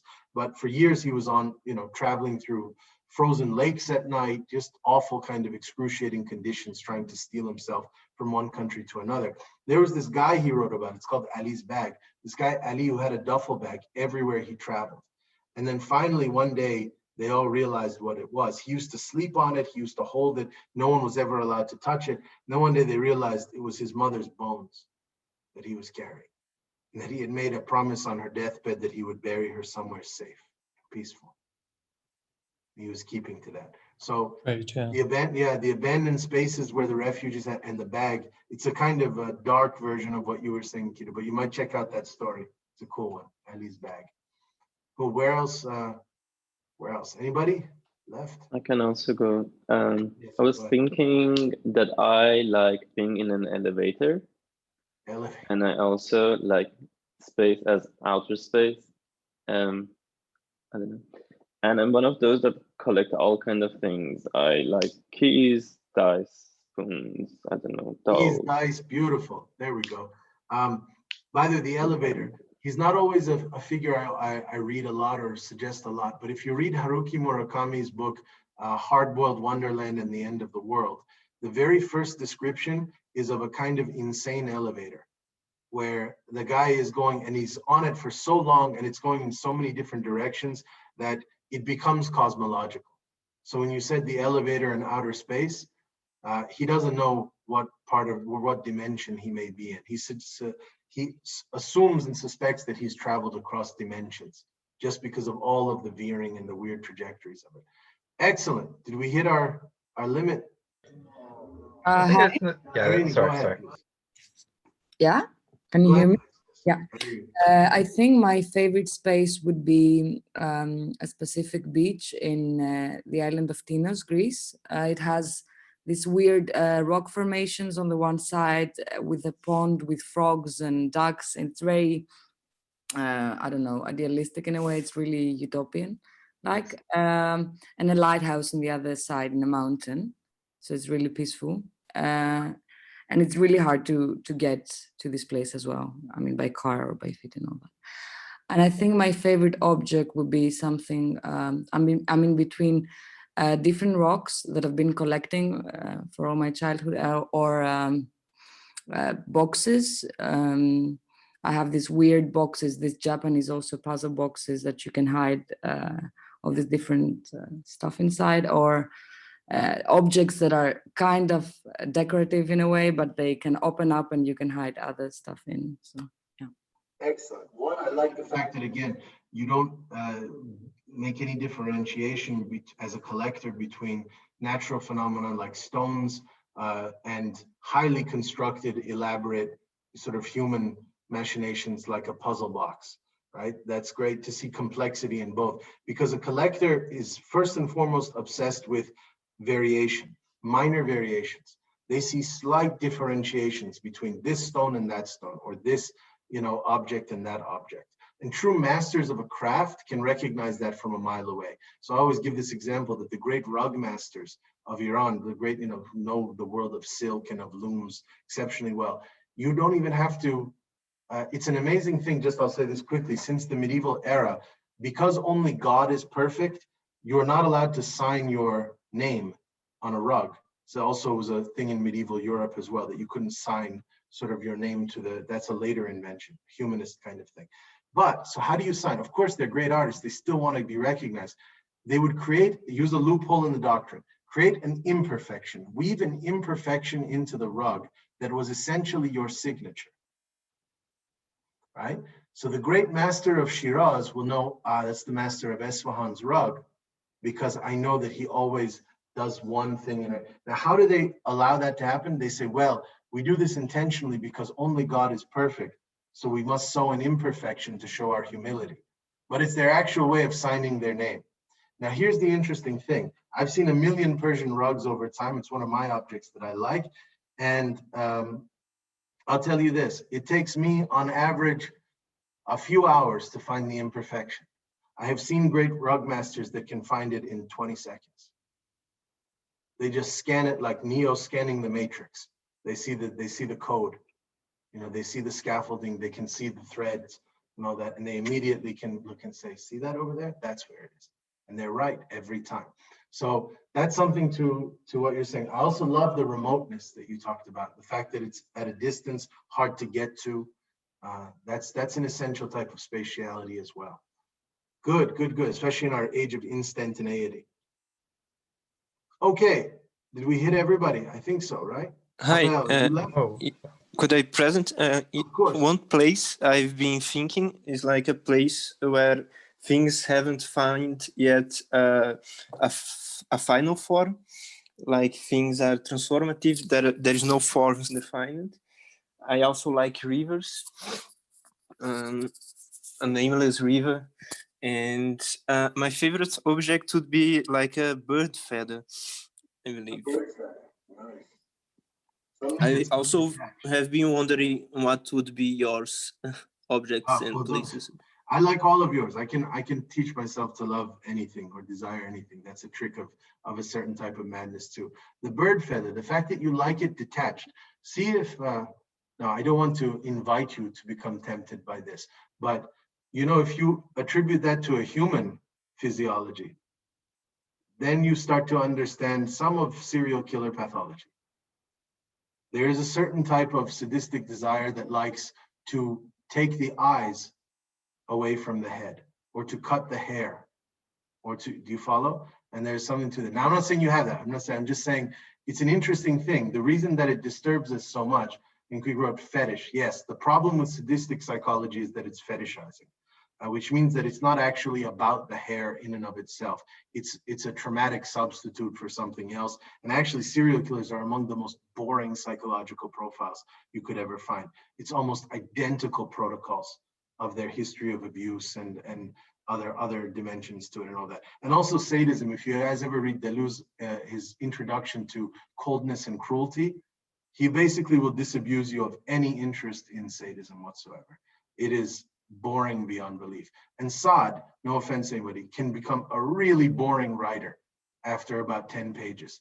After you get through the blood and guts and gore, you realize it's the most wooden archetypal characters, because he's not interested in character development. He's interested in killing and sexuality as a mathematical equation that he must reenact sadistically and fetishistically over and over again. He's a scientist, which is why Adorno correctly says, if you want to see pure reason at its most sort of outer limit, go to Saad. Because Saad is pure reason.